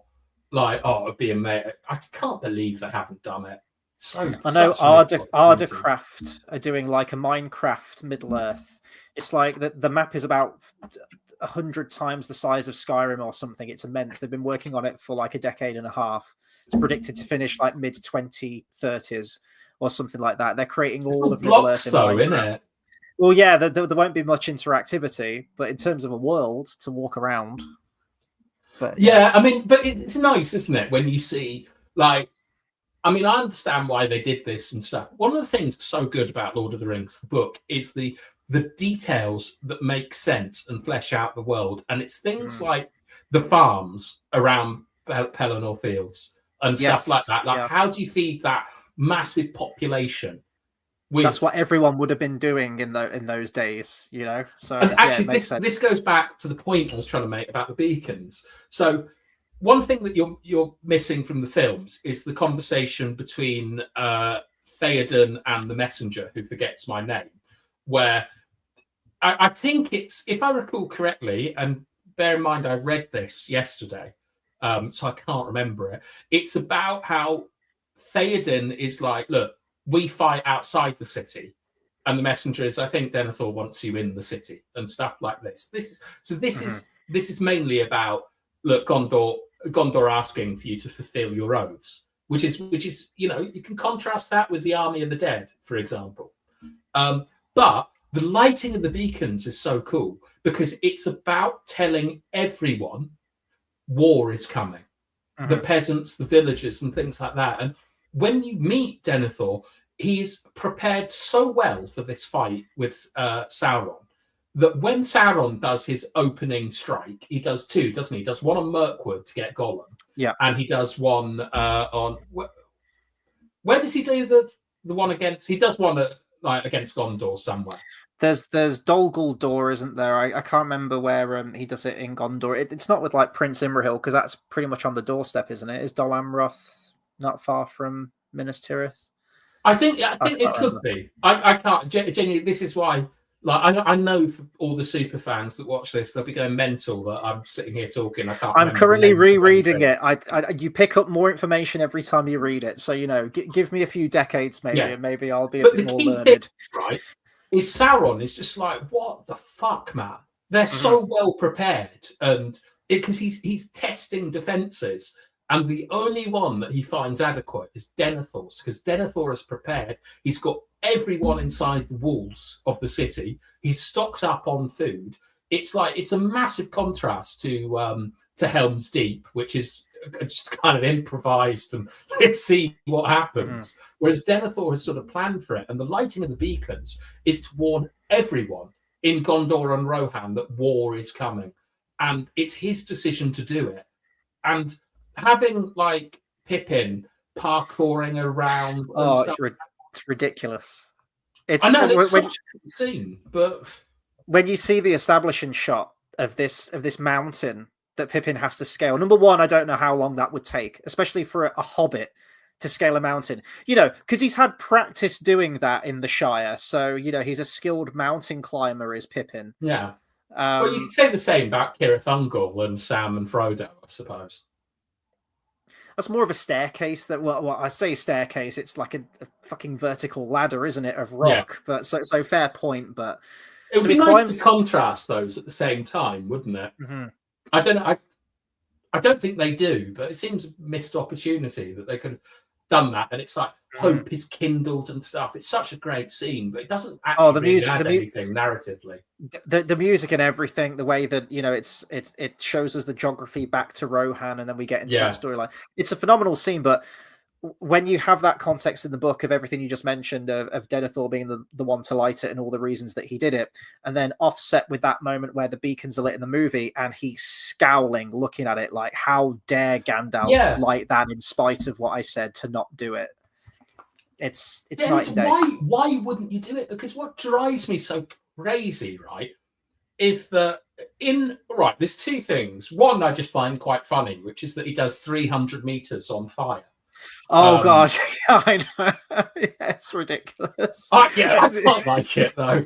The extended edition makes that worse because it extends that bit where he's walking to the pyre, essentially. So it gives you a much better sense of geography of where this separate house is for all of this stuff. like the not the crypts, but the mausoleums and things like that. Yes. So when you've seen that, I mean, it's ridiculous anyway when you watch the theatrical cut, but it's made even worse by the extended edition because you can see the ridiculous length that he would have had to have run. And it's a cool spectacle. It's a good establishing shot because it takes us back to the battle, but totally ridiculous. And also, I quite insane. like Gandalf going, "Yo, look, there goes Denethor, last of his line." And he's just legging it on fire, screaming. I think it's quite funny. But yeah, it's brilliant. The bit that's so crazy about that is just before that happens, he looks out and Mordor has arrived and is on his doorstep. And he's like, oh, bugger. When the whole point of his character is this is the moment he has spent almost his entire life preparing for. And it's stuff like that that makes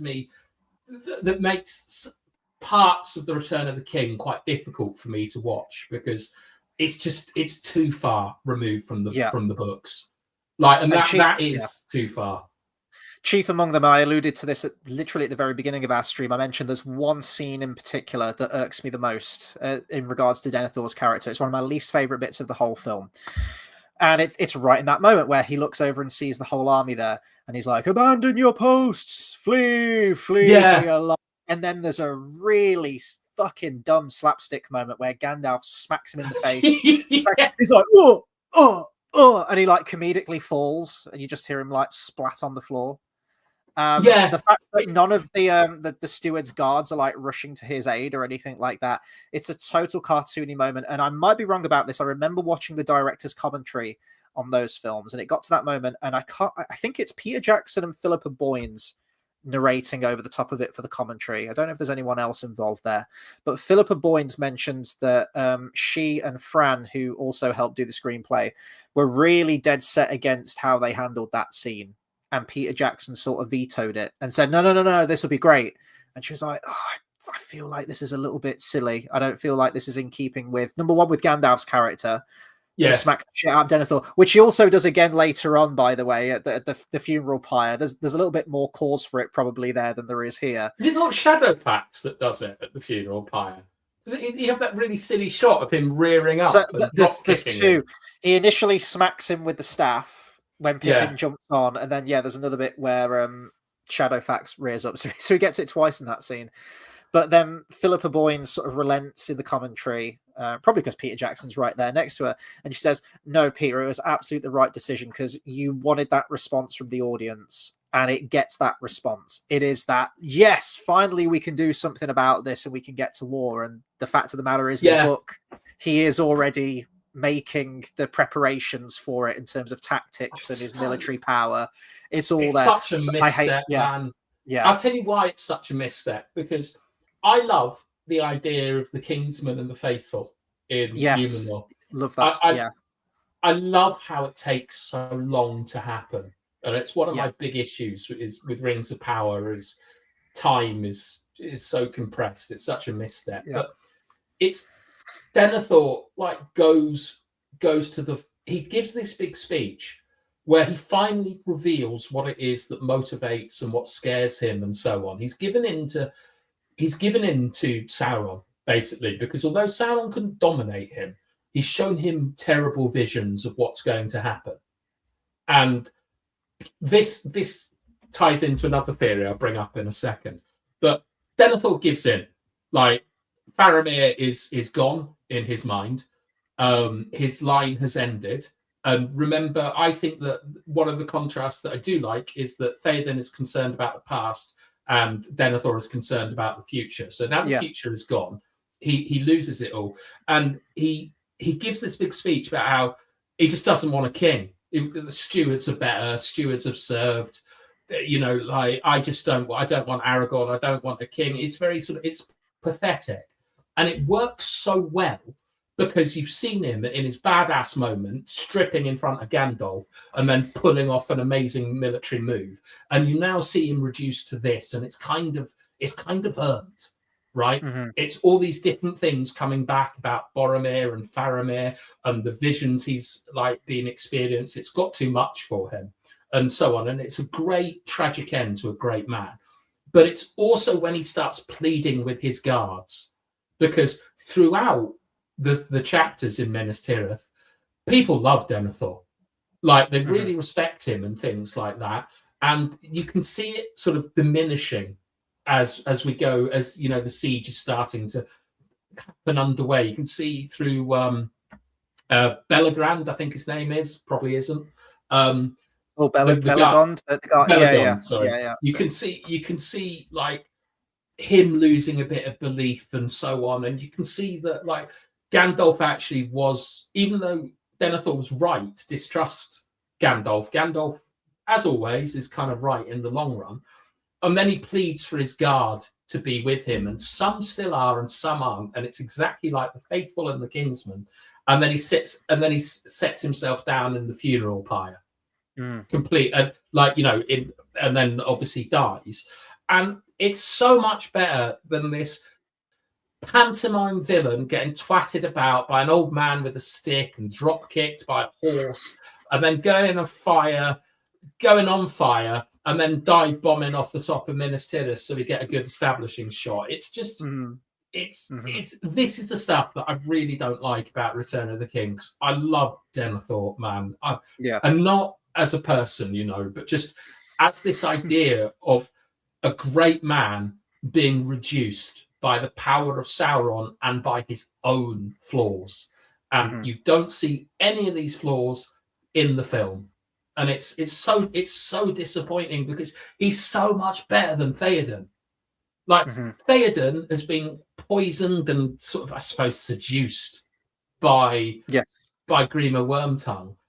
And Denethor is basically like, you know, we've got the White Council off doing stuff, like chatting about stopping Sauron, and Denethor's been building up for it for decades, and it's got into a great position, and it's all these different factors and his flaws are what brings him down. I mean, you try and explain that to someone who's only ever seen the film, and they're like, that's not what happens. Denethor's a dickhead, man. He hates his sons, he loves tomatoes, and he jumps off a cliff on fire. Brilliant. It's almost like, because of the necessity of the film, they thought, well, you have Sauron, who's like the big bad, but he's not sort of like directly involved in the action. We're going to remove Saruman completely from the theatrical cut, but he's off in his first scene in the extended edition. Denethor has to serve as that antagonistic force throughout the majority of the movie. I know you have like Gothmog, but we need one that's more directly linked with our characters, you know, Gandalf and Pippin and things like that. And that's the role that he takes on. And to that end, I think it's a success for the film. People hate the character, and that was the direction that Peter Jackson and co wanted to go with for the character. But you do miss out on a lot of the subtleties. And I was going to bring up a point that you mentioned earlier about, I said I think you could iron, well, you'd probably have to reshoot a lot of this stuff, but I think a lot of this could be smoothed over a little bit with at least a couple of scenes of him interacting with the Palantir. And you mentioned that you felt it would diminish Sauron's presence and power and strength if we saw that Denethor was winning. Just for the film. Would it be winning though? Because ultimately Sauron could be playing the long game with this, and ultimately everything pans out as he's foreseen it. It does lead to the destruction of Denethor and the almost, you know, untimely end of man. It does get to that point, and Sauron's very slow and methodical with it. So I don't know. Maybe I think you could have still seen that. And I think even when Denethor dies in the book on the pyre, doesn't he do it whilst holding the Palantir? He does, yes. Because he in his pathetic scene, he takes the Palantir out and waves it around. Because and this is quite cool, because you don't really, I mean, you might suspect you don't really know when you're reading the first time how much is the Palantir and how much is just because he's a G. Like, you know, because he does represent, I know you don't get this when you read for the first time because you don't really know about Numenor, but he's so more powerful than anyone else. Like, he's very elfish in a lot of ways with his ability to dominate, I know dominate is the wrong word, but in terms of like his mental acuity and stuff. Yes. And then when he's being pathetic and waving the Palantir about, you do sort of think of like Worm for Grima Wormtongue and Gollum with his precious, and these men that have been reduced by the power of Sauron. And you realise that all these times that he's like belittled Gandalf and has proven to maybe know more than Gandalf does about the situation, has all been, it's all borrowed valor, as it were. It wasn't really him, and it's such a great tragic end to him, from the heights to the lows. And you can contrast that with Théoden, of course. But the other point about showing him using the Palantir is, I think we discussed last week about the amount of people that reject the ring, and it reduces the power of the ring. I think you're in similar territory if you've seen Saruman, who is initially set up as Gandalf's antagonist in the first two films. If you see him being dominated by the Palantir, it's a bit like I don't know, like Buffy the Vampire Slayer or something, where like to introduce a new villain, they've got to be more powerful than the last and do something the other one couldn't do or whatever. And so I think it diminishes Sauron, the danger, Aragorn. I don't know how you would do it. Well, I was going to say, because even with Aragorn in the Palantir, it doesn't really make much sense, because we do see Aragorn attempt to pick up the Palantir at the beginning of the film and just falls immediately unconscious, like immediately overwhelms him, and he just goes limp and falls to the side. But then he doesn't seem to have any issue holding the Palantir towards the end of the film in the extended edition. I don't know, just because of its presence there in that scene, I think having some scenes with Denethor using it would not only help Denethor's character and bring him closer to what he is in the book, but it would also help reinforce that moment later on where Aragorn uses it. And again, we see Sauron essentially win that Battle of Wills with Aragorn. Aragorn comes in like, oh yeah, I'm the king. What are you going to do about it now, Sauron? And then immediately Sauron sees into his weakness and shows him Arwen, which again is a plot line I'm not keen on. I don't like that whole Arwen's dying and it's tied to the ring and Sauron knows about it. But that's all very silly, because one of the great things about the Palantir is that it can't lie. So like what you see has to be true, and there's so much deception because Sauron is the great deceiver, and that's always been his thing, going back to Anatar and so on. It's a bit of deception, half truths and things. But what's quite cool, I suppose, is what I think would have been much better done is, if you want to put the Palantir with Denethor, what you would do is you would have Denethor kind of winning against Sauron, and Sauron showing things of Sauron showing stuff, and you get the impression that Denethor is in control. And then if you contrast that with the Aragorn scene, the whole point of Aragorn doing this is to cause a distraction, so that Frodo can pop the ring into Mount Doom. Yeah. And you can do it where Sauron is a bit more like Denethor in this, in a sort of a false victory. And I think that might work better. But the thing is that you're correct, is that scene is to introduce danger to Aragorn, is to make it not just a sort of world conflict, it's to make it a personal one, where Arwen is going to die for some reason, even though she's an elf. So I see what you mean, but I have great sympathy with Peter Jackson, because one of the things that's so great about books is you're just told stuff and you've got to kind of work it out yourself, like what the ring does, what the rings of power do, like, you know, what mastery means, these things that we've discussed beforehand. They're kind of, they're up to you, and the Palantir is one that is definitely up to you.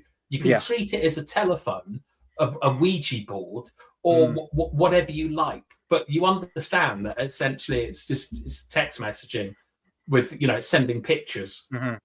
It's basically what it is, but the rest is up to you. And that's what's so good about Lord of the Rings, is that the detail in the world going back 3,000 years means that you can do all sorts of really interesting connections and ideas. And it's in nerdy stuff, you normally go vertical.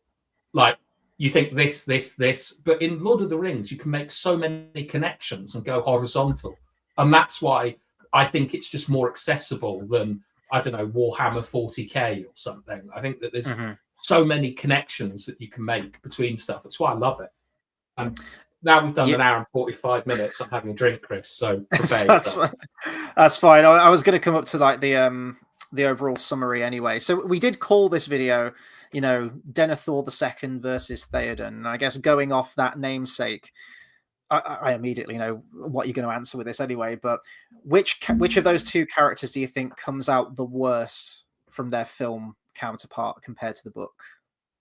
Oh, Denethor. But I think Théoden's not too far behind, to be honest, because it's a different character in the film. But he does have his great speech. And what has always surprised me is that, like, the writing of the Rohirrim on screen is incredible. Yes. Like, it's so good. It's so well done. It's, probably most people's favourite part of Lord of the Rings. But what has always surprised me is how people love his speech when there's basically no context to it in the films.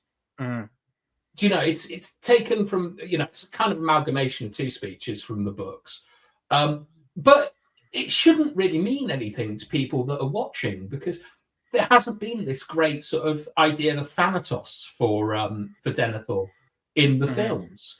And why would loads of people screaming death be appropriate at this point? They're fighting for life. So it always surprises me how people resonate with that speech.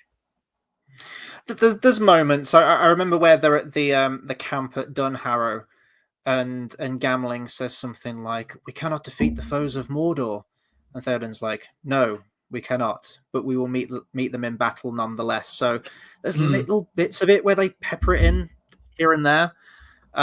I think ultimately, I agree. I think Denethor definitely comes out the worst for wear compared to the two characters. But I don't know. As we've had this nearly 2-hour conversation about it, I'm a lot more negative on Théoden. Not out of the two of them, but a lot more than I thought I would be. We kind of broke everything down, and that 180 that he has, and how petulant he comes across in Two Towers, and that's really damning to his character, actually. But I think if you look at the films for what they are, I think all of these things could have been fixed with Théoden, with the removal of a few lines that he has, a few of the little petulant moments. I feel like you can't do anything about the possession scene with Saruman. That's hard coded into the movie, so that's got to stay. But I feel like if you remove some of those bits, like, oh, where was Gondor? You remove all that, and you just have him be that character that is that very call to action, that Northern Courage like character. I feel like that can be done with Denethor. You've got to reshoot some scene. You've basically got to rewrite the entire character. And by extension, all the other beats of the film that happen. So taking all that into consideration, Denethor is definitely the one that comes out of it worse for wear, I think. But again, looking at these as just film adaptation, you've got to cater to the masses. This is a Hollywood production. I feel like the changes are probably justified because they're all there to elicit those responses. Could they have been better films had they have brought in more of the subtleties and nuances from the book that we've described? Absolutely. I think you could have still hit all of those beats with that. But I feel like they went for the, dare I say, safer option with some of the characterizations and those tropes and those beats, because it's expected from a film. And that's where I meant you make that distinction between the two. Yeah. It's like you have to, as much as I sort of think I agree with you that the more we talk about the films, the more I find myself disliking more and more about them. But the effect, the longevity, the kind of grip that they have on people, you have to say that they probably made the right decisions. And when I think about what they've done to Théoden, and how it extends to other characters like Éowyn, Éomer, the changes kind of resonate across.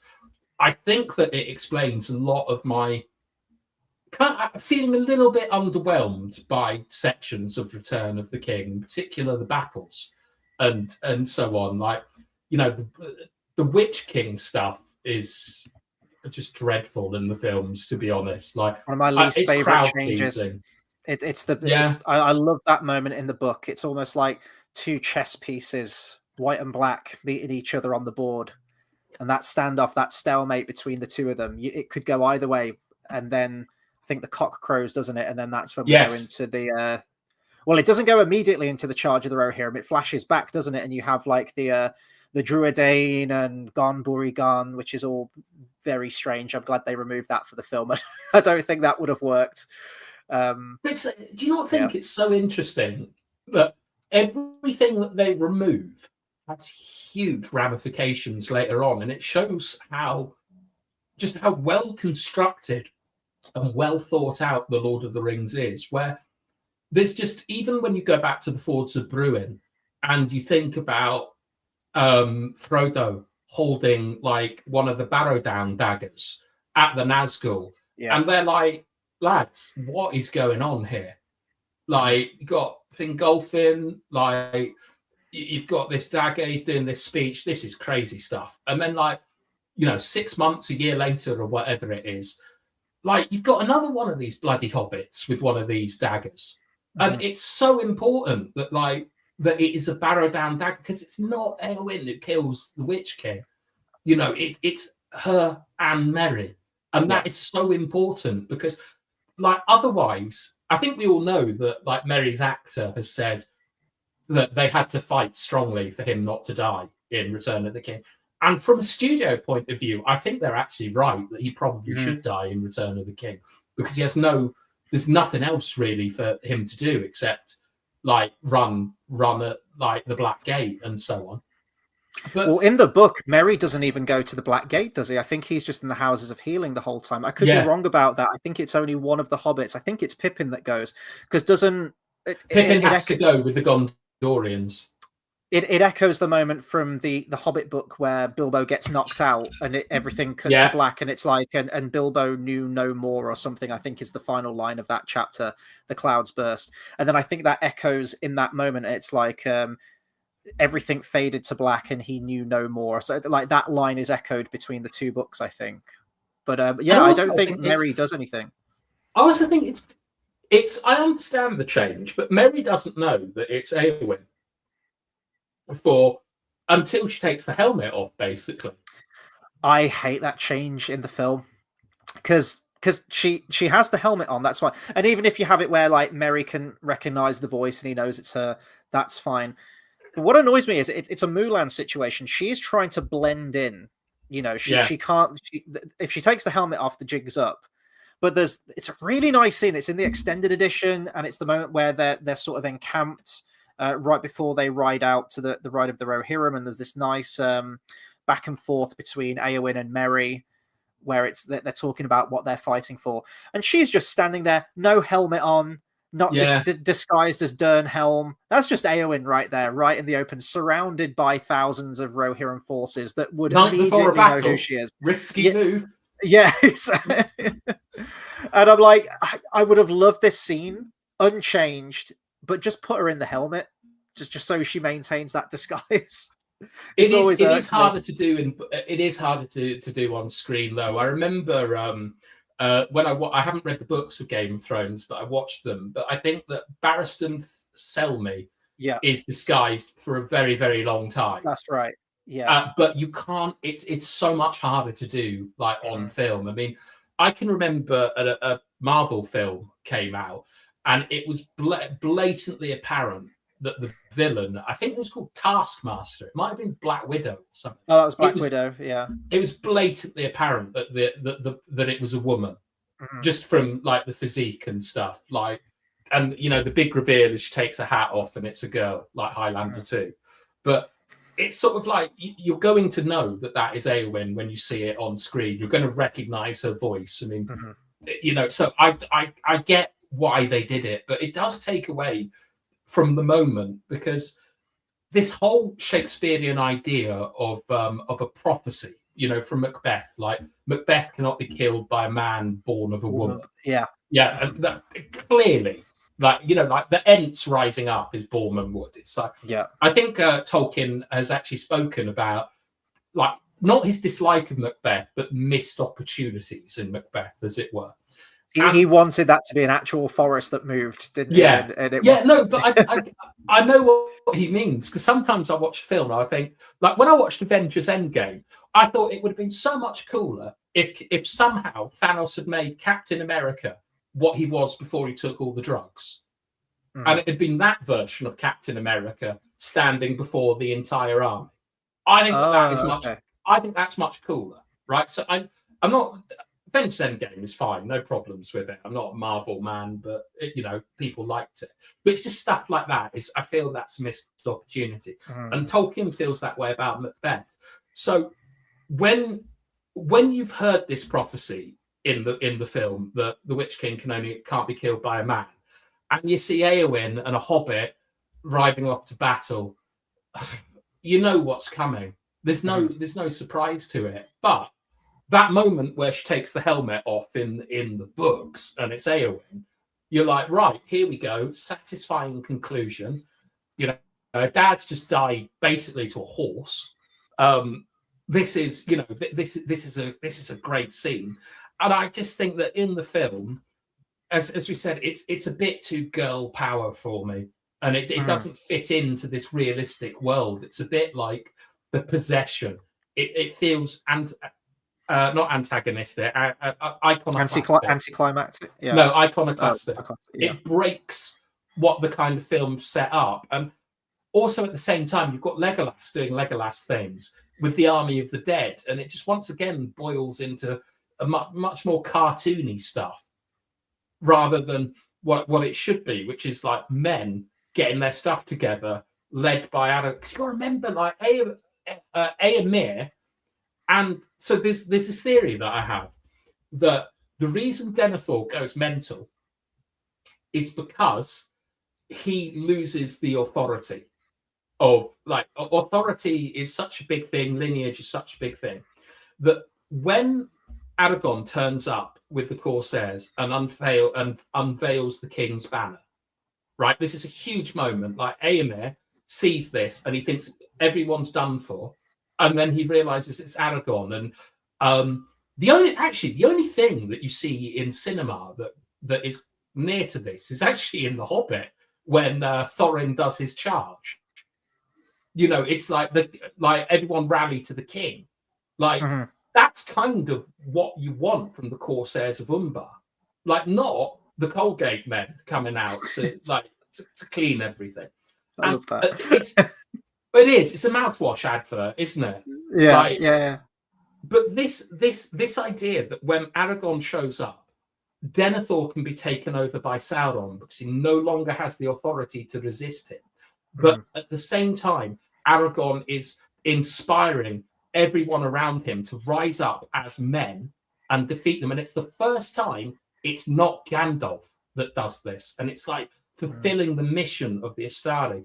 And I feel that so much of this is lost in the cartoonishness of basically from the moment Éowyn takes her hat off to, it only really regains the tone when we get the speech, Men of the West, which is incredible. That is great. That is real Lord of the Rings right there. That is, I mean, even if it is hilarious that he then just charges off like 1,000 people, but I don't like the Battle of Pelennor Fields. I've got to be honest. They were probably looking at the runtime as well, thinking, right, shit, okay, we've still got a lot of stuff to cover. We've removed a whole portion at the end with the Scouring of the Shire, but even still, we've still got a lot of ground to cover. How do we wrap this up? And do you think that's what it is?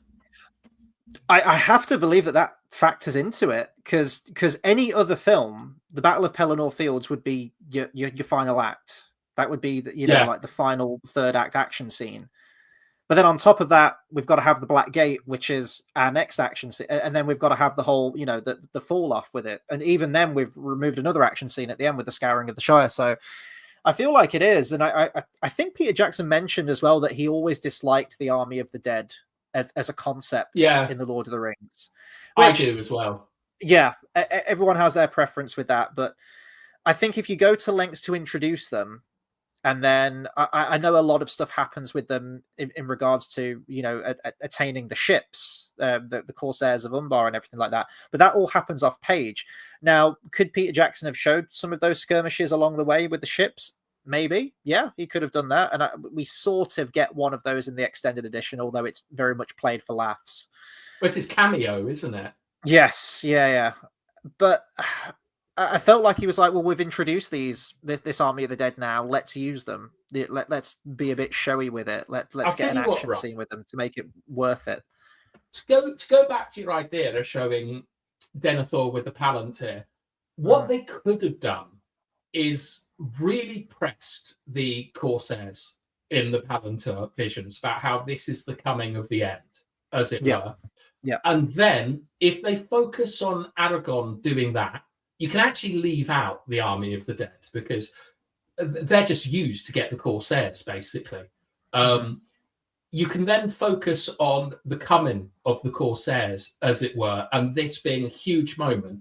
And then the reveal to, you know, not to the audience, but to the characters that, and it's so stupid because this is the return of the king. This, you know, this is the bit, this is the turning of the tide, is that this isn't Sauron's huge forces. This is Elisar reborn, coming to fight with, you know, with elves and dwarfs and the Grey Company and so on. And that feels like a missed opportunity to me. Like, I'd much prefer to see that rather than some sort of Indiana Jones sequence with skulls and things. And it is cool. The Army of the Dead stuff is cool and it is creepy and it does tie into Jackson's love of horror. And you have to give him a shout out that I don't think many directors would have leaned into the horror aspect as much as he does. And I think that's important. But you've also got to remember that we've got like Shelob going on like at this sort of time. Of stuff. Yeah. There's a lot going on. And I feel that if anything, he rushes these scenes because, a bit like I was telling you with Stranger Things, is he does want to spend a significant time saying goodbye to the characters. And I'm grateful for that. I know people don't really like how long we spend, but I do. It's not even that much. Proper send off. It's not even that much. If you look at it as like one complete 11, 12-hour film with the extended editions, the ending is about 20 minutes, which in the grand scheme of things is nothing. And I think all the endings absolutely need to be there. You can make an argument for the Scouring of the Shire. We made our argument in our previous stream. Yeah, exactly. So we'll do a video on that, and I will. That's another one. Yes, I will convince you why you need it, because otherwise, Frodo is a waste of time. Lobelia, we need the redemption arc for Lobelia Sackville Baggins. So much. I love what they do to Green and Wormtongue as well, like Gollum reborn and stuff like that. And obviously, of course, you've got Gollum whizzing about in Return of the King as well. And it's, I don't know, man. The more I talk about it, the more I dislike these films. But I do love them, and I watch them every year. Do you think over the course of all these videos, then, eventually we get to December of this year, which is the 25th anniversary of Fellowship, we're going to have a complete 180, like Théoden, we're going to have a complete 180, and I'm going to go and watch that film in December and just fucking hate it now because of all these videos. We'll have talked ourselves out of it a bit. Look, I assume you're going to watch the extended editions this month.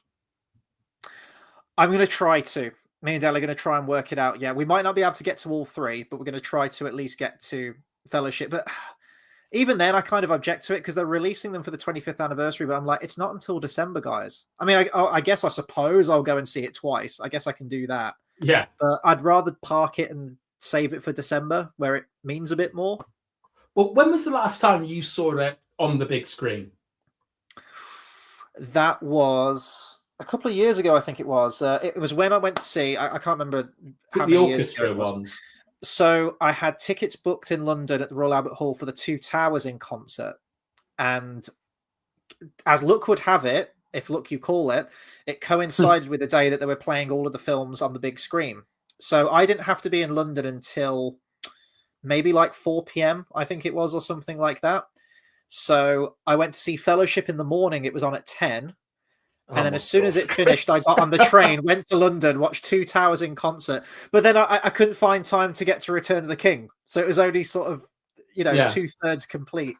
And it looks like, unfortunately, it's going to fall that way now with being back to work and stuff. I might be able to get to Fellowship and Two Towers. Possibly just Fellowship. I went to book tickets today, and bloody hell, the Saturday and Friday showings for each one are almost gone already. I've got Fellowship locked in.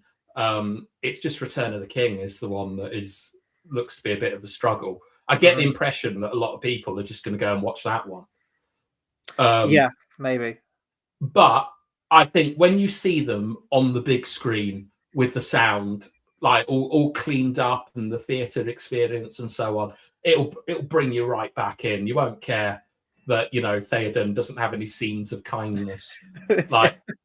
You just hear his speech echoing, and man, seeing the Rider that I hear him on the big screen again, absolutely fantastic. I can't wait.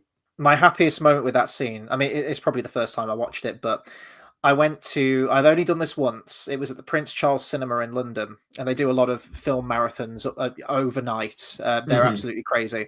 And they were doing a Lord of the Rings extended edition marathon. I think it started at 9 p.m, which is a great time to start a 12-hour marathon of those films. And yeah, 9 till 9.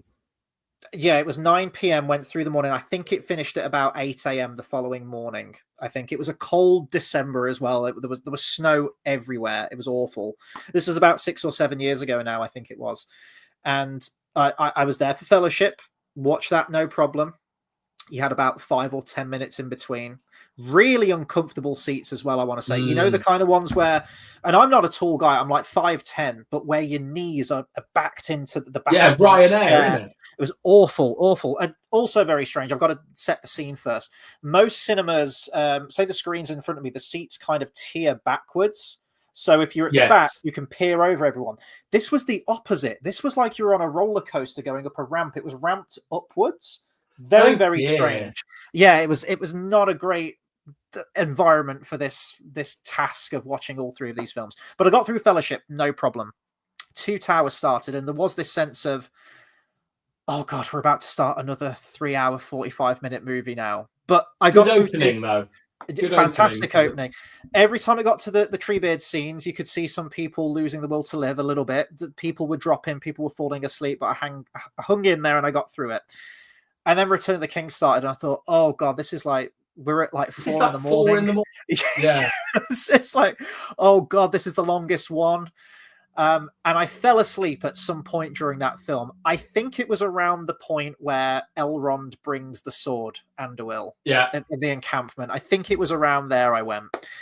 And anyway, I got it at home. You don't need to see it. Exactly.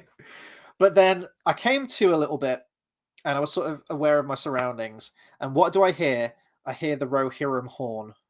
And I was like, oh, how long was I out? What bit are we at? And it was the Ride of the Rohirrim, just about to start. I woke to the sound, of trumpets and horns. And then I found my second wind then. I was like, oh, here we go. And then I was in it then for the rest of it. It was amazing. If you're a real pro, you would have fallen asleep to when Gandalf died in Fellowship and woken up with Théoden. When Gandalf wakes Théoden up, renewed. Shout out to Toblerone #1, by the way. Oh yes. So let's bring those up. Howdy, been a while, lads. Just noticed my cinema is showing Fellowship the extended cuts. It will be the first time. Oh man, that's gonna be an absolute treat for you. And yes, great time to. Is that on the first time on the big screen? Yeah, I was thinking that too. We're so lucky, aren't we? In some saying that, I've never seen Blade Runner on the big. I've never seen Lawrence of Arabia on the big screen. I haven't as well. They put that on once. I don't know if it was like a 4K restoration of it, and I was going to go to it, but the runtime kind of scared me off a little bit at the time, and now I really regret it. For Lawrence of Arabia, I've seen Blade Runner, the final cut on screen. Yeah, Lawrence of Arabia is absolutely outrageous as a film. I actually haven't got round to it yet. That's going to be on. I don't know what year it was when I come to do the Best Picture winners retrospective. it'll be on there, and I can finally. It's a really good idea, that, because like I obviously like do another like Yes. podcast where we watch old films, and we did Seven Samurai last week, which is Mhm. a film everyone knows, but not a lot of people have seen. And my Yeah. co-host was not particularly impressed by Seven Samurai, but Oh wow. Okay. a couple of people who watched it, they just they were blown away by it. And there are so many like old films that we've heard of that we never watched that are amazing. And I think that doing Best Picture, you got some absolute stinkers in Oh, there, I to know. be I honest. know. Yes. Like Yep. Gandhi, man, how that be E.T. I'll never know. You've But got is it Shakespeare in Love as well that beat yeah, out Saving Private Ryan? I know that was a very controversial year, I think. I mean, yeah, I mean, recently there's been absolutely dreadful films Yeah. being made. Winning, it's really bad. It's like the YouTube algorithm. It's almost like the Oscars has an algorithm that they make films for. And I mean, I think like the last one that I really liked was, is it Everywhere, Everyone, All at Once? Everything, Everywhere. I know which Was one that you're on about. Yeah. Have Yeah. you seen that? Yes, I did watch that. I really enjoyed that one. Yeah. I I don't know if it enjoyed it. quite achieves the caliber of Best Picture winners from yesteryear, but I did enjoy it as modern films go. I will say I haven't gone back to it a second time. That does say something, but I enjoyed it when I watched it. But I mean, you're going to see stuff like Ben-Hur, which is I like, know. I mean, like, you can't wait. watch the pod racing in episode 1, and then go and watch Ben-Hur, and you're like, wow. I mean, I don't know.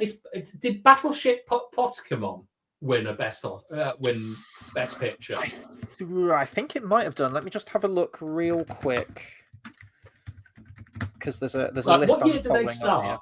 Like, is Gold I think it was Rush in 22. I think it was 1922, if I remember rightly. Wings was the first one.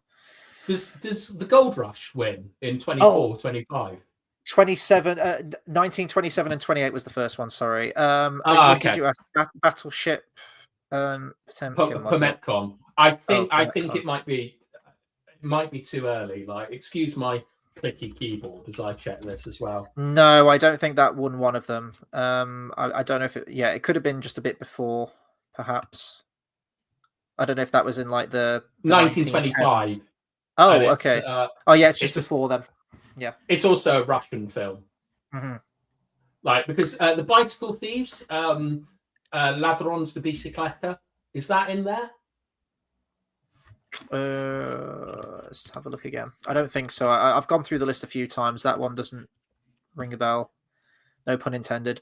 Bicycle Thieves. 1948. Let's have a look. It might have been. It's nominated. not as the foreign language. I mean, what foreign language films have won Best Picture at the Oscars? I mean, wasn't it just Parasite? Many. Oh, did Life is Beautiful win one? It won Best Actor. Mm-hmm. I think it's just Parasite, because they made a big deal about it, didn't they? Yeah, and it's not that great, Parasite. It's perfectly fine, but in my opinion. That was up against, they start to nominate loads, don't they? Ford versus Ferrari, The Irishman, Jojo Rabbit, Joker, Little Women, Marriage Story, 1917, Once Upon a Time in Hollywood. Jojo Rabbit? Yeah. That got nominated for... Jesus. It did. They got to fill 10 spaces, haven't they? I don't know. I probably would have put that between... Yeah, probably... I haven't seen all of... I did see all them that year. Parasite, 1917, and Once Upon a Time in Hollywood probably be my short list out of those options. I like 1917. I think that, like, Once Upon a Time in Hollywood, I do love Quentin Tarantino, but I'd like him to start making films again rather than running his mouth. He's a bit self-indulgent, do you think? He is. I love listening to him talk about films. Like, he does a great one on, I assume you love Aliens. Yes. He talks about his favourite moment in Aliens, and he's the only person I've ever met who agrees, who has said it as well. It's the bit where Ripley and Newt are in a face-hugging situation. Mm-hmm. And it's so cool because Ripley says to Newt, "Wake up, we're in trouble." And I love that intro. But it's the bit where Hicks just shoots the glass and then barrel rolls through it. Like, it's absolutely. I know everyone loves the bit in the power loader where Yes, she comes yeah, out. yeah. But I agree. My favorite bit in Aliens is where he just does this. He's this weakling beforehand and stuff, and he just does this. Oh, it's so cool. But yeah, I wish he'd make films. Are you going to go and see Labyrinth, Chris? Oh yeah, I just saw that here. Yeah, I actually watched it rather recently, as of maybe 2 months ago or so. It's one that I have on heavy rotation on DVD. It's one I've seen loads. So I know seeing films on the Labyrinth, right, is the one with Jennifer Connelly and David Bowie. David Bowie, isn't it? Yes, that's the one. And I guess seeing it on the big screen, films appear differently, don't they? If you haven't seen them on the big screen, it is like rediscovering them. So maybe I'll have to double check when that's playing. I think it is this month, actually, but I'll have to see if it's a day where it lands where I'm not at work or something like that, because my schedule's about to get very, very busy again as of next week. It's been a nice 2 weeks off where I can actually do things. I can stream more. I can do things. So I'm not ruling it out. I do like working. This is the hardest time of year for me because I'm just so unhealthy. This like eating badly, drinking too much. I can't go and play sport. Like we're snowed, it's snowed here at the moment, so my game's probably off tomorrow. That's why I've had a quick drinky winky. But one thing I would say that you just said about films on the big screen, when you watched the original Lord of the Rings, there's a scene in Isengard where the camera sweeps through, and do you know the one I mean? It's like the birth of the in Fellowship, isn't it? Yeah, where it goes through all the miniature models. Yeah, and there's bats and things flying around. That was unreal when you saw it on the big screen. Like it was, and I can vividly remember thinking, I can't wait to watch this again and see all the little details and things, because it was exceptional. When Mr. Toblerone, when you watch it on the big screen, you will really, I don't know if you're a bit like me and a little bit jaded about modern films, you'll see proper cinema. Yeah. Like that's made, it's made to be seen big. It's absolutely, it's such a great experience watching Lord of the Rings. It's like, I was lucky enough to, do you remember when they re-released Star Wars in the cinema? I went last year. Yeah, I went with Dale last year. Yeah, I'm talking like maybe 15 years ago, 20 years ago. Oh God, no, I didn't watch them. I didn't watch them back then. I think it was the special editions. They put them on at the cinema, and it was the first time I'd seen Star Wars on the big screen, and it was really quite something, because I'm not into Star Wars as much as you and JX Editor are, but they're great films to watch and stuff. And it was the space battles in particular, the dogfights are wicked. Like on the big screen, like you should always try and watch films in the cinema. I know they make it hard for you because they charge too much, and other people are dickheads, to be perfectly honest. They wreck everything. Like, I remember watching the Two Towers, and someone afterwards, I always remember this, she went, so what were the Two Towers? Like, they weren't even in the film. Yeah, do you know what I mean? Like, you always hear something crazy. Don't let her read the fucking book, because if she's confused what the Two Towers are in the movie when they actually specifically state what they are in the film, because they don't in the book, she's going to be completely fucking lost. Oh, Jesus. We're very sort of like straight-laced with movies though in the UK. I've noticed, like in America, they're whooping, they're going crazy, they're throwing popcorn, they're having an absolute riot, aren't they? Whereas we're very stiff upper lip. We're like, oh no, we don't applaud. We don't do that kind of thing here. Yeah. Watch the movie. One of my favorite ever experiences was I was doing pre-season in Brazil, and I was in a town called Curitiba, which is like a bit of a sort of party town. Of all things, we went to watch Rocky Balboa, the fifth one. Nice. I swear to God, during the fight, myself included, everyone was standing on the sheet going, Rocky, Rocky. It was amazing. I don't even know if that film was a good film or not, but I had the time of my life, like people chanting and stuff. It was great. But if you did that in the UK, like you'd need like a UN resolution to stop the abuse that you would get. I I quite like the fact that we're very kind of straight-laced when we go to the cinema. Like whenever I watch like I've watched a lot. It's really weird, but I've watched a lot of Indian cinemas reacting to Avengers, and it's just people standing up and screaming and shouting. I don't think I'd enjoy it. No, same. You'd miss bits of the dialogue. You'd miss what's going on, and yeah. Have you ever been in the cinema where it's done, where they've been like really, I don't know, vivacious in their? I'm actually trying to think. Feedback? I was going to say Top Gun Maverick opening weekend, but people weren't really applauding. But you got the sense that everyone was so invested in it and on the edge of their seat and loving it. And the ending, it was like that fist, that air punching moment at the end. Yeah. But no one really applauded. I'm actually trying to think if that's ever happened. It probably has once or twice. Have you been in for a big twist? Like, have you seen a film that's got a bit of, like, I don't know, Usual Suspects, Sixth Sense? I mean, I've seen all those films, but I haven't seen them on the big screen, especially like when they were first released. Yeah. So no, not so much. I don't think. I can't think of a film where I've like been in for a big twist either. I can remember watching Signs, and there was someone who was really into that in the cinema. Like, and obviously, I've seen horror films where like people have screamed and stuff, but it's even like, I don't know if you go to the theatre, but even the theatre experience in other countries is wildly different to what we do here. And I quite like it. I like the more straight-laced approach to life than formative shouting and screaming and things. Like, I can't stand it when I used to be made to watch the Marvel films, and there was quite obviously pauses in the film for people to clap. And so when you watch it in a British cinema, they do a sort of big close-up and they do their pose, and no one does anything. And then in India and the States and stuff, they're all screaming and shouting. Good. Well done, Britain.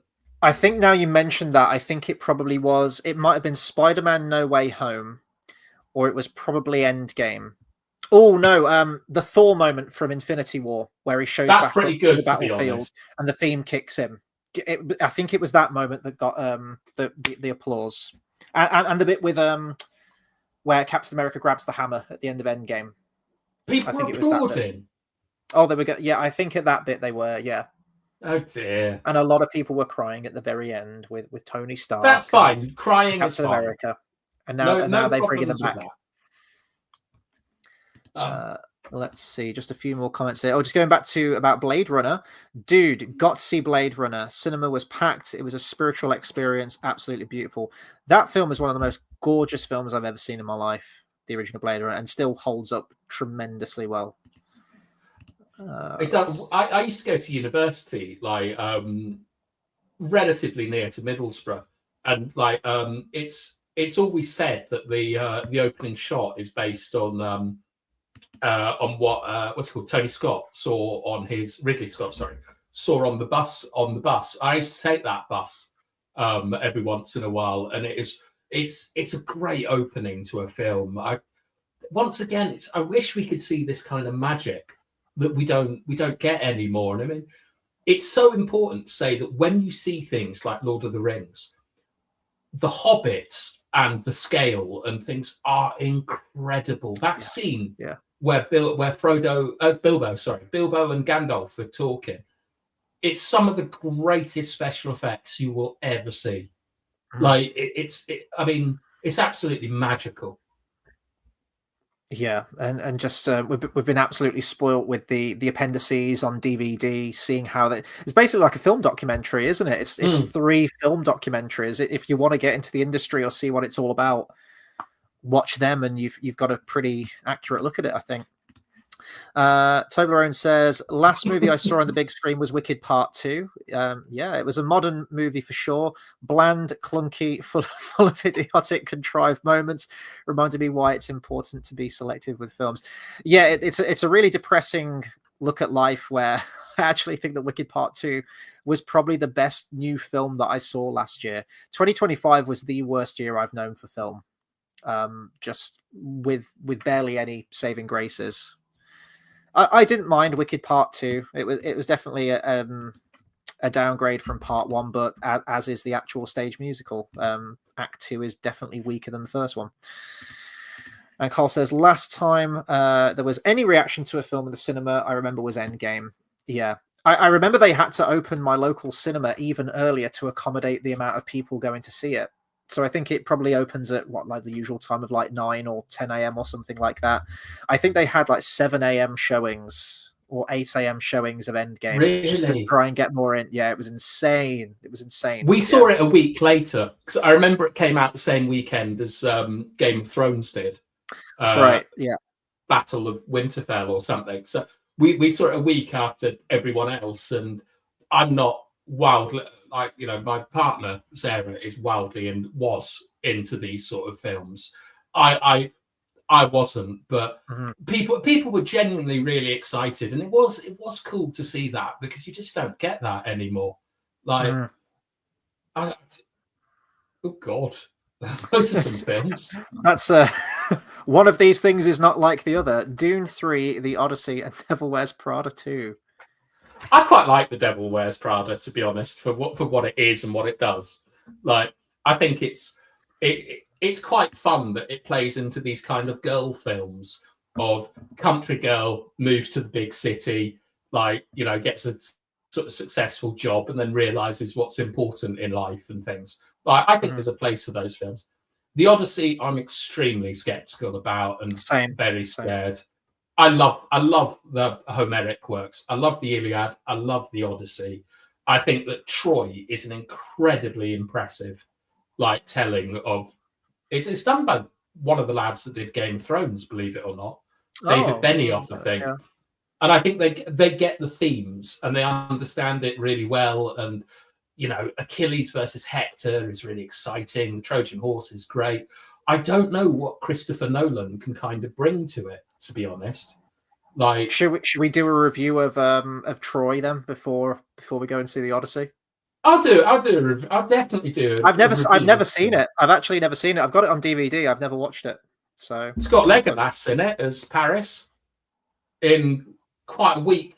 I think that Orlando Bloom said it's the biggest mistake of his career playing Paris, because Paris is basically a very sort of like pretentious, effeminate weakling, and he always like. You've got to remember that Orlando Bloom looked like he was going to be the real star from Game of Thrones, the one that would go on and dominate. And he obviously did Pirates, which was massive as well, but never really. It didn't really work out for him, did it? I think his film career. No, it's crazy because he had 2 massive trilogies that released almost side by side, didn't they? As soon as one finished, we were into Pirates. Yeah, and then all I remember is he made the Calcium Kid. And then just nothing. Is that the boxing one? Yeah. I think that he might have made that before Lord of the Rings, and they brought it out afterwards. Maybe that's my interpretation of it. And what's the other thing put up? Dune 3. Man, Dune 3 like is going to surprise a lot of people. I think like where that story goes is pretty crazy. I think it's very telling that the directors dropped out after basically the first Dune book, because they go wild after that, like really weird. But hopefully it'll be a better year for films. I mean, Sinners came out last year, and I thought that was not a great film, to be honest. I was really disappointed, and I can't think of any other. Did we get Barbie and Oppenheimer last year? No, that was the year before. That was the year before. So what did we get this year? Nothing. That's what I mean. Nothing. Did we get nothing? We got a whole bunch of terrible, awful Marvel films and streaming shows. Yeah. The best thing from this year just gone was a TV show. Was Andor season 2 for me, which I thought was spectacular, but which I'm actually almost finished with a rewatch of. I've got the last two episodes to watch, and I've gone through it again. Just for fun, in terms of funsies. Yeah, just for funsies. Yeah, it's just why not? Like, I want good content, and if nothing else is coming out, this is what I mean. If the present is terrible, look to the past, and that's what I'm doing. If I do book tickets for Labyrinth, which actually once we're done on this live stream, I'm going to check if there's still seats for that, because I might try and go to it if I can get tickets to at least Fellowship of the Ring. It's not like I haven't seen them on the big screen before, but yeah, Toblerone, if you haven't seen them, Go, please, my God, go and see them on the big screen. Yeah, be kind to yourself. It will be like watching those films again for the first time. It really will.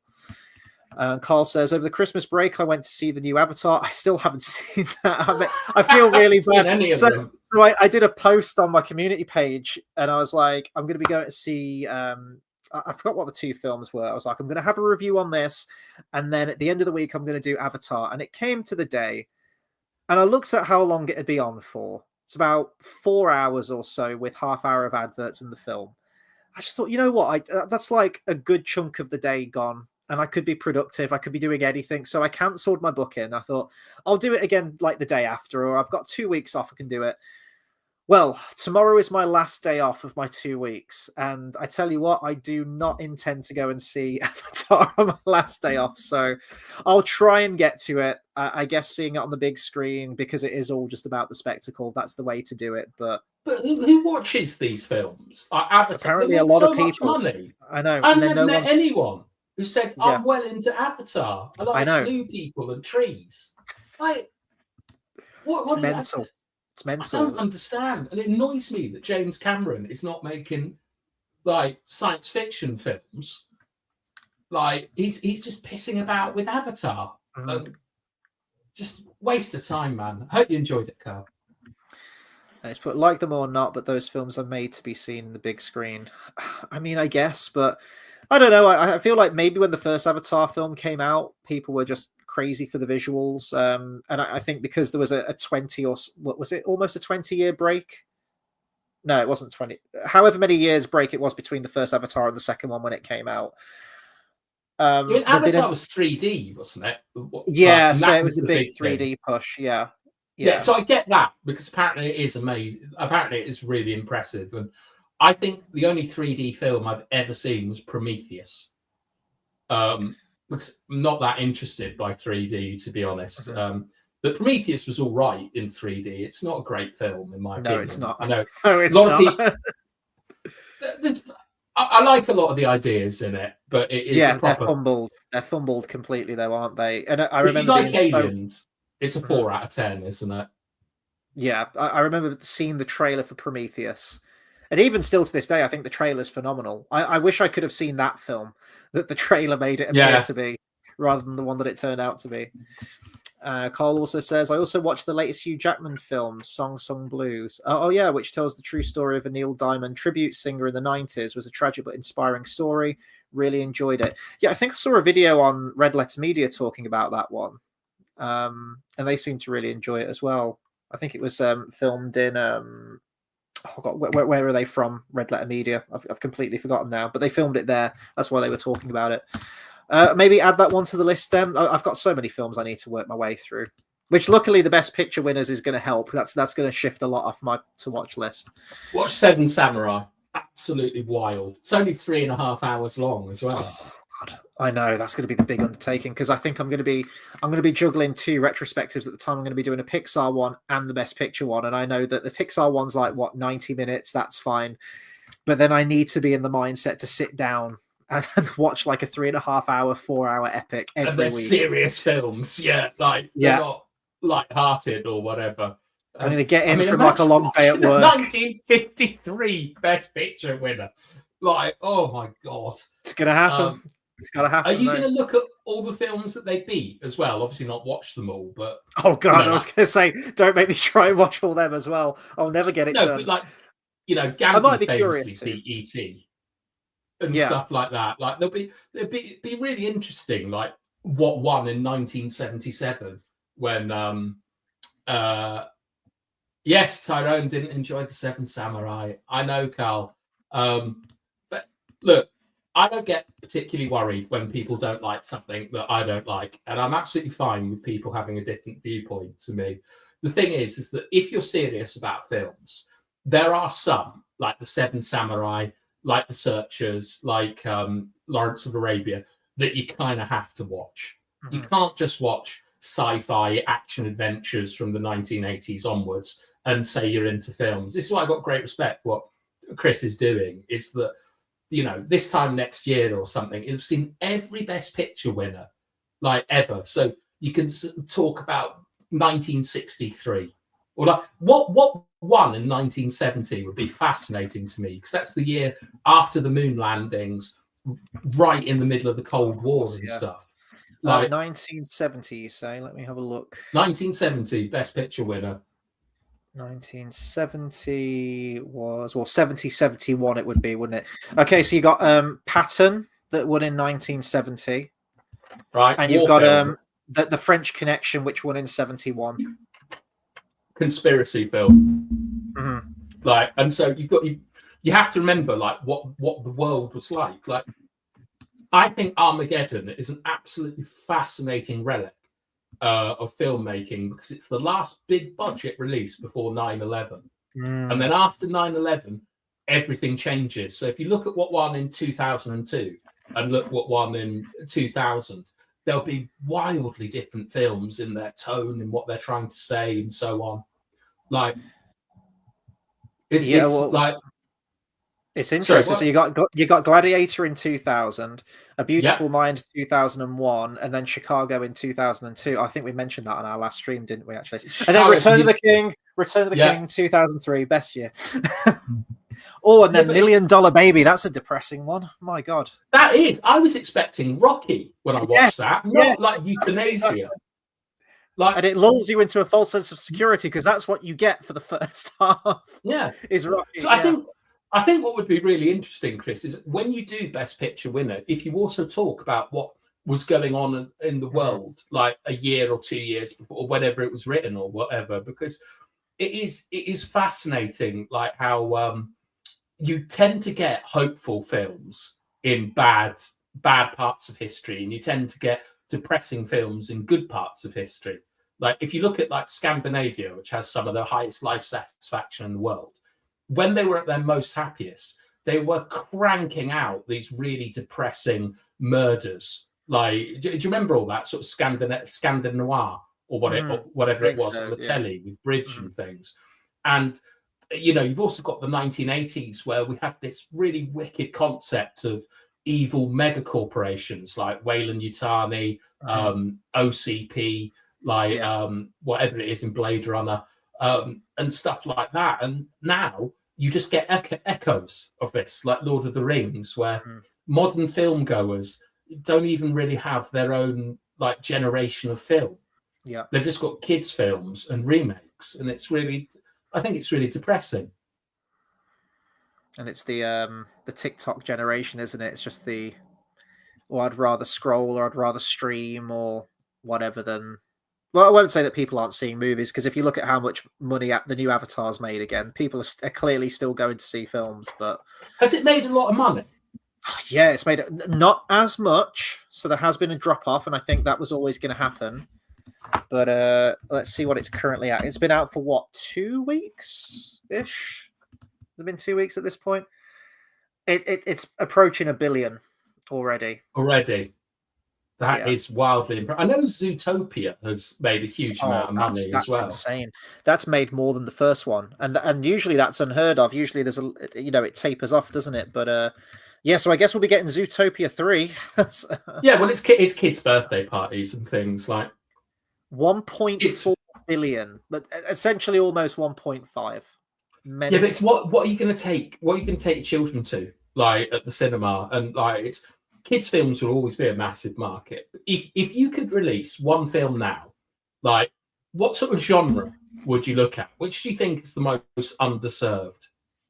So you can release a quality film from any genre. It could be like a rom-com, a gross-out comedy, like sci-fi, like anything, and it's going to be a real quality piece of work. What genre would you pick? What that would make the most money, or no, that you would just like to see? I was gonna say, westerns are dead. We can't go for the western. That was my first thought as well. I was gonna say I do love a good western. I don't know. Sci-fi films feel like they're a bit of a dime a dozen now. So do horror films as well. Fantasy, they could do a fantasy, but I'll be like, yeah, but it ain't Lord of the Rings, though, is it? So what's the point? Just stop. When you've achieved perfection, why make more? That's a really good question, actually. I genuinely don't know. I'm looking at all my DVDs. Like, Because you got Oh, to I remember, tell you what, actually, I tell it you would what, lead to renaissance of them. Like more would be made as well. Yeah, but that can be a slippery slope then, can't it, of oversaturation? And then people get bored of that and then they move on to the next thing. Maybe like a good sort of like murder thriller. I'm talking something like Silence of the Lambs, American Psycho. Okay, psychological thriller. Yeah, that's it. That's it. Maybe something like that. I mean, Silence of the Lambs won Best Picture, so you can get quality films out of them. I think they are actually. I think they're remaking American Psycho, aren't they? Which isn't exactly what I with a wanted. girl, isn't it? I think so. Yeah, I know there was a Gender Margot swapping it. Robbie one, but I think that was like a piss take video on YouTube, wasn't it? A few years back, she was doing like the morning routine monologue from the beginning of the film. She got me once with. I thought that they were actually remaking Crocodile Dundee off a Australian tourist advert or something. And I remember she was in that with the bloke who plays Thor and someone else, and I thought, oh, that looks wicked. I was going to say you couldn't do much worse with the casting, to be honest. I think they'd be really good in those respective roles. Well, it was Crocodile Dundee was American, and he was the son of Crocodile Dundee, and it was a really good idea. And I'm very disappointed they didn't make it. But I agree a little bit with Carl. Comedies that you don't get comedies anymore in the cinema, do you? Like the 90s. We've got Scary Movie 6 coming out next year.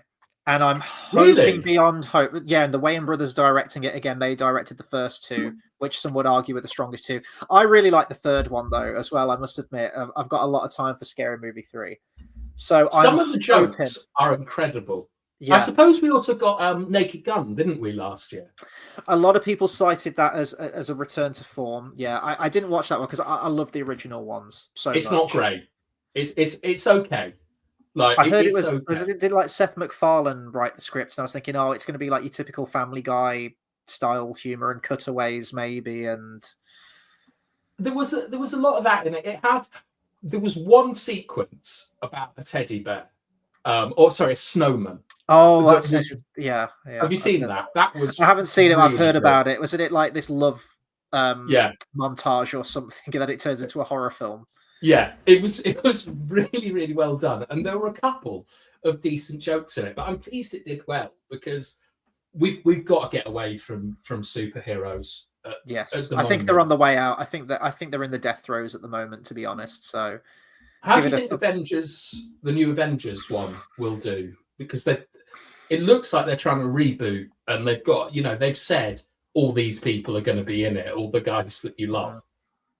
Do you think? I think it will do well. Critically, I don't know how well it's going to do because they're doing Secret Wars afterwards, aren't they? I think they're doing. Which Could you remind me of what Secret Wars is? It's just going to be like how Deadpool Wolverine was cameo central with all the Fox universe. It's basically going to be that. It's just going to be whoever has been in a Marvel movie at any point, Fox, whichever studio, throw them in, even if it's just for like a minute. And just get them in there. And I feel like that's what Avengers Doomsday is going to be.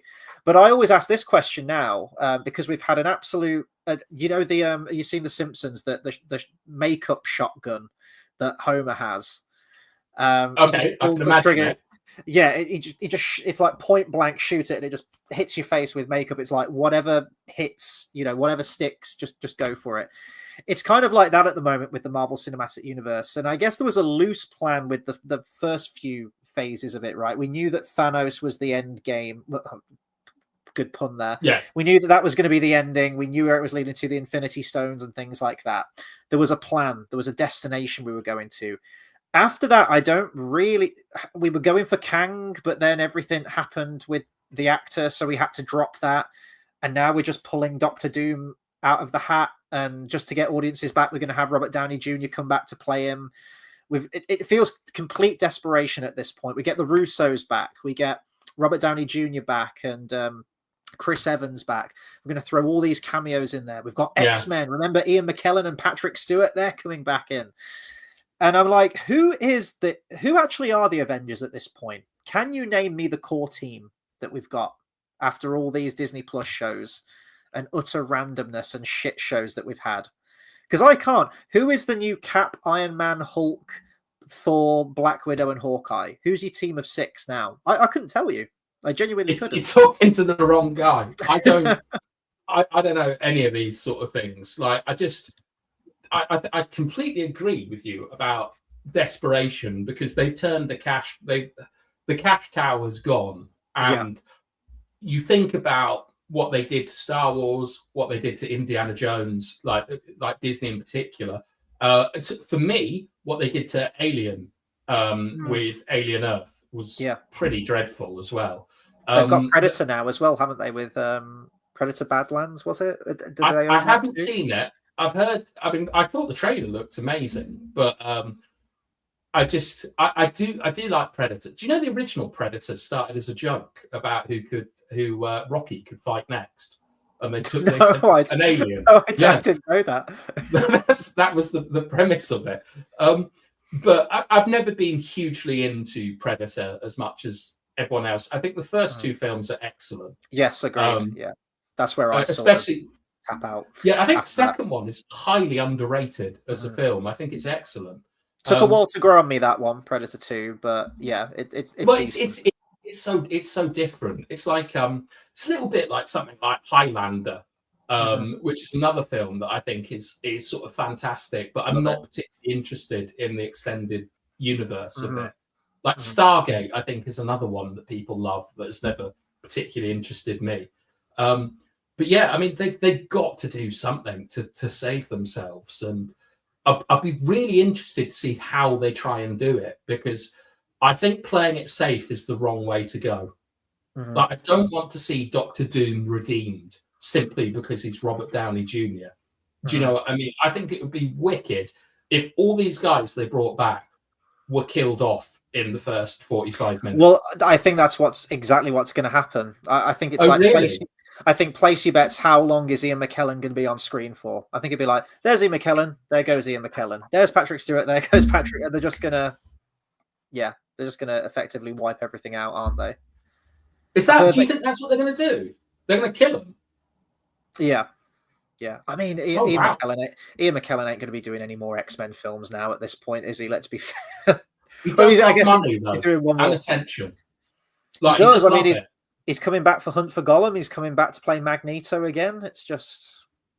Well, Hunt for Gollum, I can understand, because we know that the Lord of the Rings crew are tight, and that it's a wonderful experience. Obviously, we've got all that footage of him absolutely hating green screens and stuff. But I think that, like, I think it's a mistake to make Hunt for Gollum, to be honest. Like, when we were talking about young Aragorn earlier on, I think it would be so cool if we could just recast, like, and do it like James Bond, and sort of keep it going and tell all the different stories, instead of getting the gang back together for a film that we'll watch but will ultimately be disappointing, I feel. And I've got to agree with Carl and Toblerone. I thought, as a Dungeons and Dragons player, I really enjoyed the Dungeons and Dragons film, even if Faerun is one of the most boring fantasy universes ever created. It's just dreadful.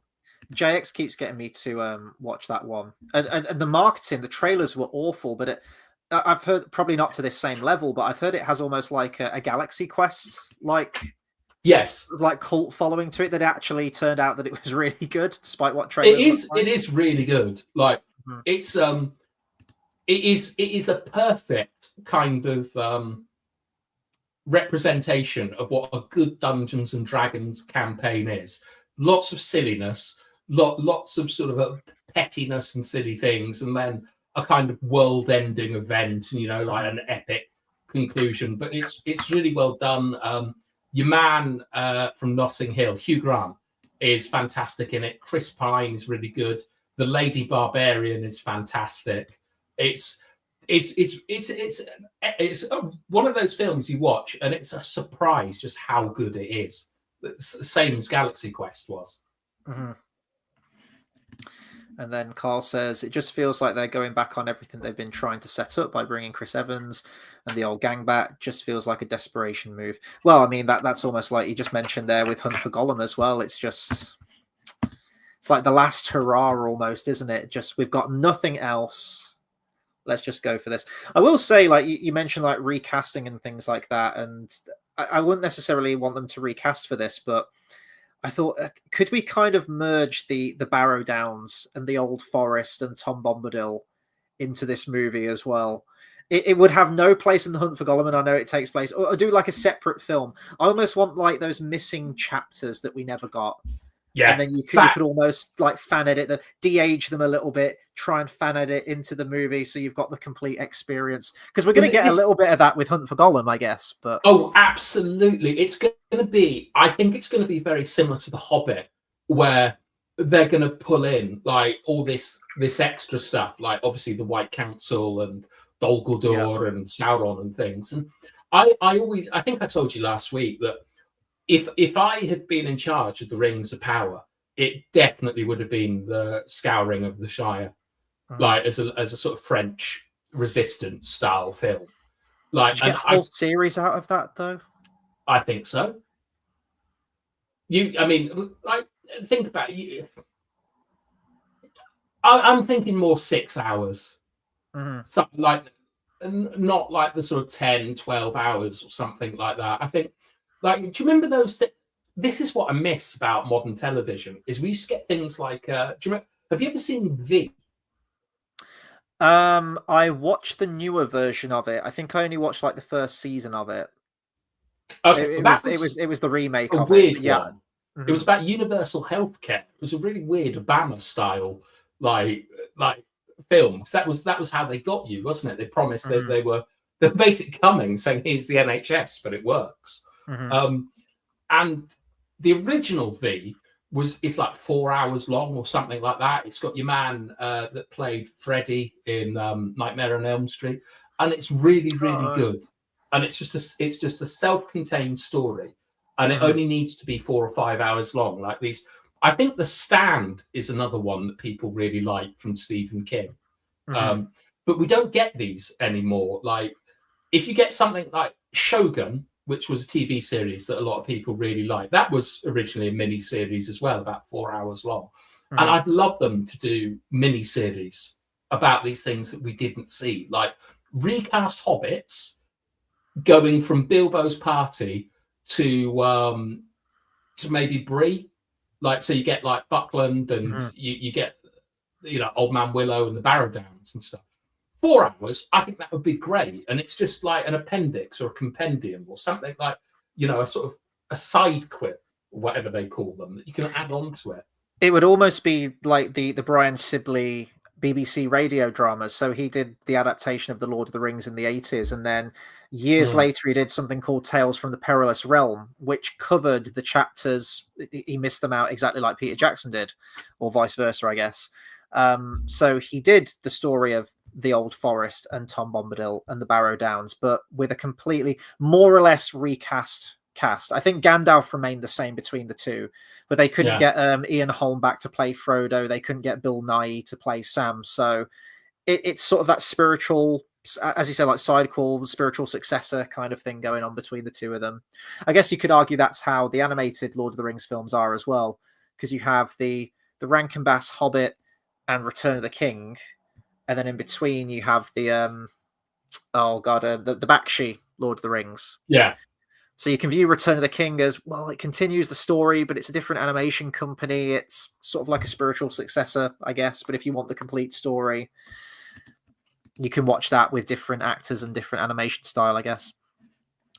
I think we'll finish off with these few comments here. Carl says, there is a chance we're getting a Lord of the Rings ride or land at the new UK Universal Park. Yeah, I've seen that. And I hate the idea of that because I feel like Tolkien would be revolving in his grave, but I ain't going to lie. I'm going to be going to it if they do a Lord of the Rings land in the UK. Which really, that seems quite out of character, Chris. You like roller coasters and things? Yeah, I do roller coasters. I haven't been to one for a while, but yeah, I'll go on. I'll go on anything pretty much. Yeah. Like every year, I used to go to Blackpool Pleasure Beach. That was sort of like the family holiday destination. Yeah. It was there or sunny Skegness. We used to go to. Yes. So. We used to go to Alton Towers, like yeah, Drayton Manor as well, which is pretty close to home. So I've never been to Thorpe Park though. Maybe I should think about going there before going to It's a a bit Lord of the weird Rings to have a land. Lord of the Rings like roller coaster because like will they have like a Hobbit as the sort of like you have to be taller than Bilbo to ride Nice, yeah. to ride. So Get what some we'd draft. we'd get a barrel escape River Rapids ride probably, like the Flight to the Eagles. rubber dinghy rapids, bro. That's Flight of Four the Eagles. Lions, man. What a film. Yeah, it's so good. It's so good. What was it? Yeah, you might they'd do something stupid like a rail car in Moria. Oh, that'd be cool. Yeah, no, that'd be cool. I mean, it doesn't fit thematically, but that would be really fun. I'd want to be the full cameraman going through the caverns of Isengard, exactly. like That's you what I was mentioned. thinking. Yeah, That's what I was thinking about. I wonder if you get a ride of the Rohirrim, like a sort of roller coaster. Imagine that, like you're going up, and it's going chukka chukka chukka as you go up, and you hear Théoden's speech, and everyone in the car is going death, death, death, and then you just that would be fun. You taught me into it. Okay, build it, get it done. Universal Park. I want to see it. Toblerone says this might be a crazy thing to say, but I think Lord of the Rings might be in the worst shape as far as franchises go. Marvel, Star Wars have a chance to get good in the future. I don't know, man. I think Star Wars is cooked. I think the amount of apathy within the fan base now. I think the damage is done. I think in terms of like legacy of a franchise, out of all three, I feel like Marvel is the one where they could potentially turn it around. If they just start going simpler, making just quality content, I think people might still go. But even then, I think we've pretty much had 2 decades now at this point, or at least coming up to it, of superhero movies. And I feel like people are getting to the point where they want something new. And I feel like that new thing is going to be video game adaptations, because Mario made a lot of money. We've got the Mario sequel coming out next year. They're doing a Zelda film. We're this close from a Super Smash Bros. Movie where they do basically like an Avengers thing with that. Sonic is making a shit ton of money. That trilogy now, so I think that's going to be like your next iteration. And I kind of disagree, as well, of course, with the sequel.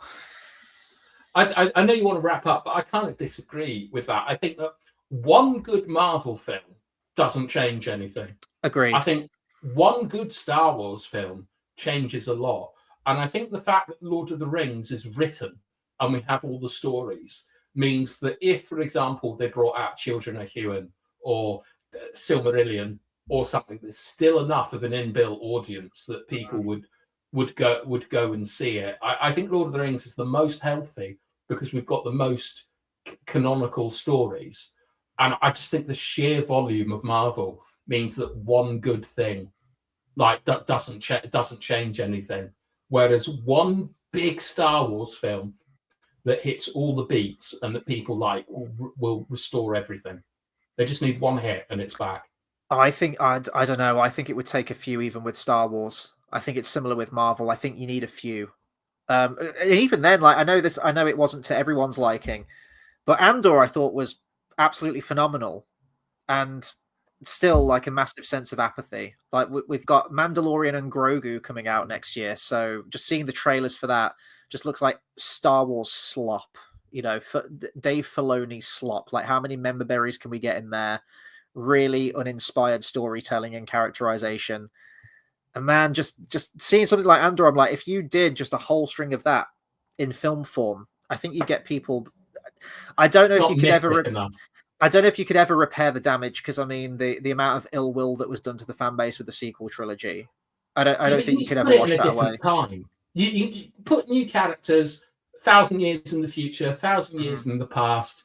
Do it again. Hit all the tropes and basically do what they tried to do, but do it properly and not have like Mary Sue's and things like that. And I have think a plan. Planet. People will come crawling. Just look at the reaction to when Luke Skywalker showed up in one of the TV shows. There's still enough of an appetite there for it.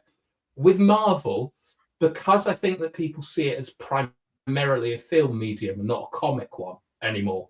I think I agree with you. I think you need 4 or 5 in a row before you get that back. But one big Lord of the Rings film, one big Star Wars film, and I think that they're back.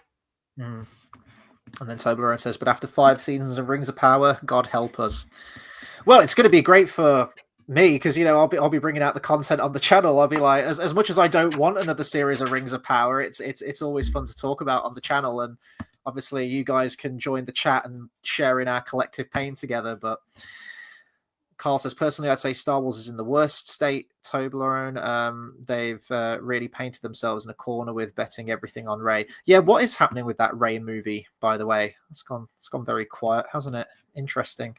It's been over 1,000 days now since they announced that film, hasn't it? I think. We'll see what happens. Carl says, the best ride I'd been on was Hagrid's roller coaster at Universal in Florida. It was amazing. Oh, that would be the motorbike, wouldn't it? Of course, yeah, he's in the motorbike and sidecar. That could work. So is this how it works? So Universal Florida gets Harry Potter Land and Universal UK gets Lord of the Rings Land. Is that how it works? We've got Harry Potter in this country. We got this. Oh yeah, we got the studios, haven't we? It's not the same as the like they built the big Hogwarts, haven't they? Where you can walk around it. I think at the studios, at the Universal one. Carl says, I'm a massive Star Wars fan and I feel nothing about the new Ryan Gosling Star Wars movie. Oh god, yeah, I forgot. Yeah, Star Wars Starfighter. Is it? I completely forgot about that. The Mandalorian movie should be a fun watch. It should be a fun watch, but Mandalorian hasn't been good. I mean, now I sort of look back on it. I was like, was it ever good? Or was it just that we were starved of good Star Wars content that we just latch onto anything? I don't know. And Tobler says, Star Wars needs a 10-year plan, a grand saga of the Old Republic with a bunch of interconnected stories. That would do wonders. I couldn't disagree more. I just don't think the audience is there. I think like kids don't care about Star Wars anymore. It's so old hat. They've sort of done the old generation wrong with the treatment of the legacy characters in the sequel trilogy. The newer characters in that trilogy haven't elicited a response or a need to see any more films by them, even to the point where the actors are taking the piss out of it and saying, oh, well, I'll never come back and do like a Disney Plus series or whatever. And the audience just isn't there. Like kids have moved on. Kids don't care about Star Wars anymore. I'd say they don't even care about Marvel anymore, to be honest. It's video games. That's where it's heading. That's what they're into. They're into Minecraft. They're into like, was it Roblox or whatever it's called? I just think that like this idea that you need long-term plans for cinema is fundamentally wrong. Like you just tell a good story. Doesn't matter if it's 10 years or 1 year. If you create interesting characters that people can relate to, and you put it in the mythos of Star Wars, it'll work. You don't need to be cute or clever with it. You just need to put out a film that has hope and courage and adventure and things like that, and it's fine. Like, but if you do these 10-year plans or whatever, you're crucifying yourself, because if it doesn't land, if one thing doesn't work, you're locked into this long-term storytelling, which, to be honest, should just be for like cartoons and wrestling and stuff. You don't need to tell a story over 10, 15 years. Just tell one good story well and go from there. And all Star Wars needs is just to actually just reboot, get back to basics, get a teenage boy living on a farm who goes on an adventure. Oh no, not like, another farm. Yeah, just is it a desert planet again? Yeah, why not? I mean, just get it. Just concentrate on getting one film correct, rebuilding your like rapport with your audience, understanding what they want, not what you think that they should want, and just go from there. Because the reason Star Wars does so well is that it resonates with like the mythic qualities that everyone is looking for in a story. Don't aim them at adults. Like Star Wars is sort of 16-year-old boys. Like just go back to what it was, and and also you don't need to put all this like sort of weird trade politics in it and stuff. Simple adventure story about space wizards and princesses and things. It's very easy. I don't mind the politics now in hindsight. Maybe I misjudged George Lucas a little bit. because I'm watching Andor, like the Senate scenes, and they're talking about legislation and like sanctions by the Emperor, and I'm like, yeah, tell me more about this. What was Aragon's tax policy? Yeah. Oh, maybe that's a step too far. No, I know what you mean. But the thing is that when those films came out, and I assume that the prequel trilogy is what got you into Star Wars. Yeah. Phantom Menace. It was like, how old were you? 10, 12, something like that? Six when right. Phantom Menace came out, yeah. So when that came out, I would have been about 12 or 13 or something, and it was for me, and I loved them. But there was one of the big things, I'm sure everyone's heard this, is George Lucas ruined my childhood because he bought those films aimed at children, not at 35-year-old men, like who had grown up with them. And the reason that they're so beloved now is a complete new generation grew up with them. And the problem with what Star Wars seems to be doing is that they seem to be like reanimating husks of what they think Star Wars is for like a modern audience with like gender politics and all these different things in it that are not needed. Like anything with a war will be political, but you just make it good guys and bad guys. And you don't worry about the greyness because these are stories for children, not for adults. And the sooner Star Wars realizes that, the sooner it will recover. In my opinion, Andor's too adult. In my view, it's for adults, whereas the films should be for families and children. Yeah, I agree.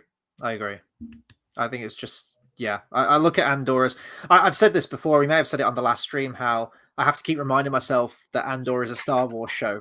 Every now and then, a stormtrooper will walk in. I'll be like, "Oh yeah, this is set in Star Wars." Andor would be brilliant in any like. One thing I've always wanted to do is: have you ever seen Count of Monte Cristo, or at least read it? No, I haven't, unfortunately. Just set it in space, and it's brilliant. Like I think that's why Mandalorian did so well because it's just a western in space with some aliens and things like that. There's so many good stories that you can tell in the Star Wars universe, but they have to be simple mythic ones. Like just take any legend like King Arthur, and you can easily translate it to Star Wars and get a really good. You know, you can have the Jedi of the Round Table, and one becomes a Sith, and Excalibur coming out as a lightsaber. Easy. I just don't understand why they want to complicate things so much, and why they insist on bringing back. You know, I don't want to be mean, but old, washed up, emaciated actors. You don't watch it because it's Mark Hamill. You watch it because it's Luke Skywalker. And I think that's what Lucas was going to do. I mean, some of his ideas for the sequel trilogy were absolutely insane, but you know, he's mentioned before that the prequel trilogy was about the father, the original trilogy was about the son, and then the third trilogy was going to be about the grandchildren. So I think he would have had that generational thing. We probably would have watched it and gone, well, it's not like the originals, or you know, it's not like the prequels. It doesn't hit the same. But maybe for a new generation, it would have done. We'll never know. It may have been one of the greatest, you know, unfilmed films ever. Kind of like Guillermo del Toro's The Hobbit, which we'll never see, unfortunately. Carl says, we'll never understand how you spend $4 billion on buying the rights to Star Wars and not putting a simple plan in place for a sequel trilogy. Well, they wanted the return on the investment, and they wanted it now. And did they actually ever get a return on that investment? I'd be curious to see, because I know they made $2 billion on Force Awakens, but then very, very quickly after that, they started losing money and budgets started to grow. They lost a lot of money on Solo. You know, and then they just film accountancy is make believe, and it's also like it's very difficult to quantify how much of it has driven Disney Plus subscriptions. Like, you know, they want. I mean, the thing is that the reason they didn't have a plan is that they thought that it was a license to print money because they don't respect the audience. Yeah, and they said this is what you should want rather than this is what you want.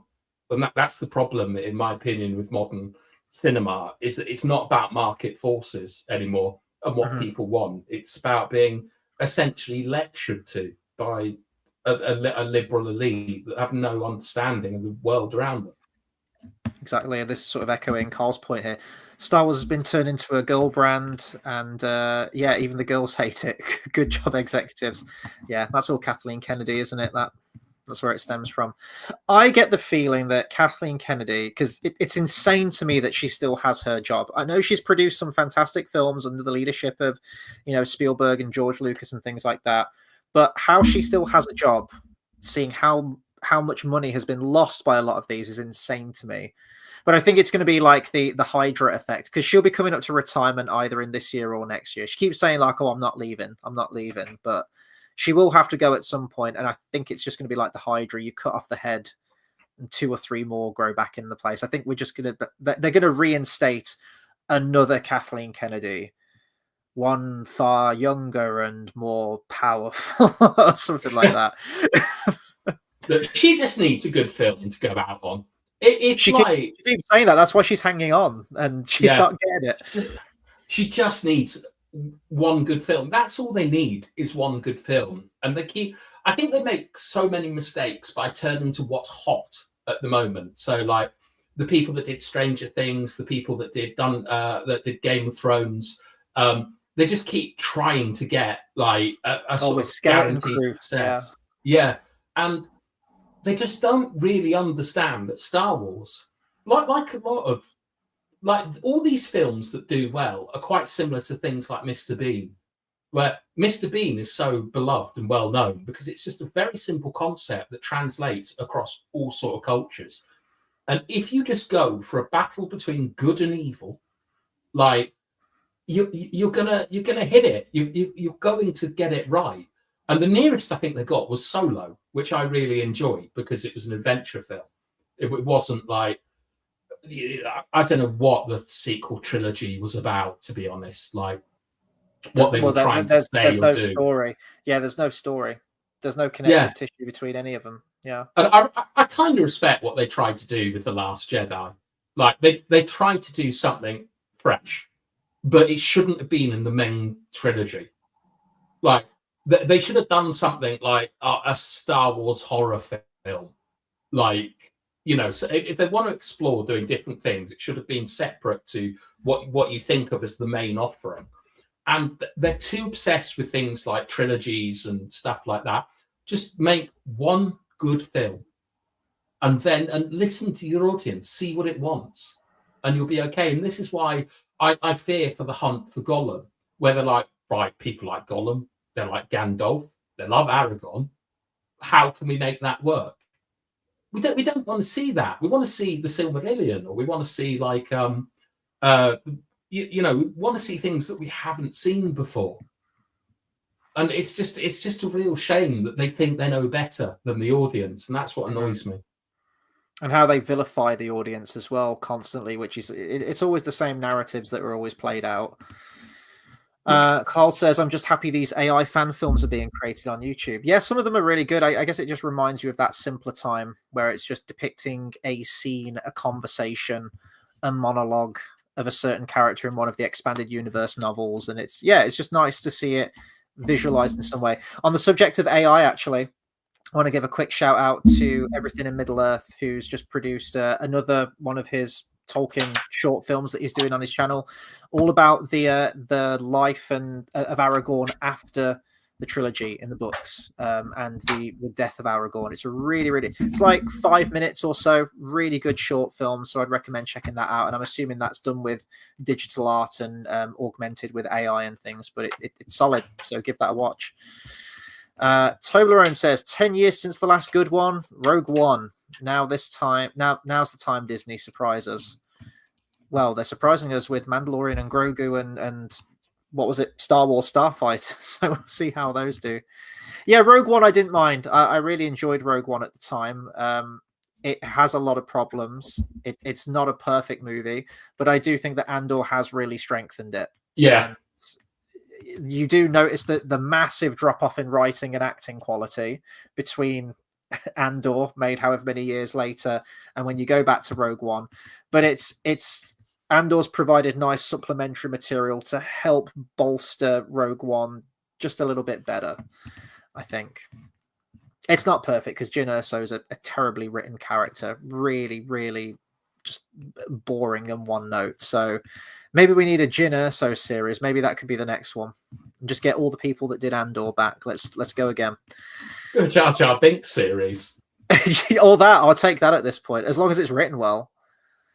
And Carl says the beauty of the original Star Wars was its simple story of good guys taking on the bad guys. Yeah, and it's obviously stood the test of time. Well, the original Star Wars has stood the test of time. can't vouch for the rest of it, unfortunately. Right, we are coming up to 3 hours 15 minutes. My word, we can talk. But I just want to say a big thank you to everyone that's tuned in tonight and kept the conversation going. We finished talking about Tolkien like an hour ago, but this has been talking about the current state of movies, and hopefully it's like that song. Which band was it? The 80s one? Things Can Only Get Better. D-Ream. There we go. That's the one. Do you know Brian Cox, the astrophysicist, is in it? He was the keyboardist, wasn't he? Yeah. In the band. Yeah. Man, that's a talented fucking guy. He's done everything. He's very boring, in my opinion. Right, we'll round off then. So, Bathtime, it's been an absolute pleasure again. Thank you for joining me for another good epic length stream tonight. It's been really fun. Let people know where they can find your stuff if you want to talk about your podcast a little bit. Look, it's called the Real Talk Podcast. It's not particularly good. I think we're on Twitter. It's just a film club. We're watching something called The Raid. It's an action film. I've never seen it. Apparently, it's very good. But it's a film club with me and my friend who is a professional actor that we're making short films this year.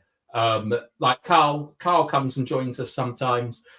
Anyone is welcome to come, but it is pretty low quality, to be honest. It's fine. You got to start somewhere. The Raid's fantastic, by the way, and if you enjoy it, you've got to watch The Raid 2, because that's like the Godfather 2 to The Raid. Amazing fight choreography in that film. I'll be checking that one out. It's been a while since I've watched The Raid, actually. That'll be a fun one. And I know we're a bit away from the Tolkien conversation now, but just bringing it back, let us know your thoughts on Denethor and Théoden, the handling of that character. Oh, yeah, I remember we were talking about that for a few hours. Anything Tolkien related, really. I mean, this is the year of the 25th anniversary, even though they're putting them on in the cinema in January. I'm going to be doing loads of Tolkien videos throughout this year.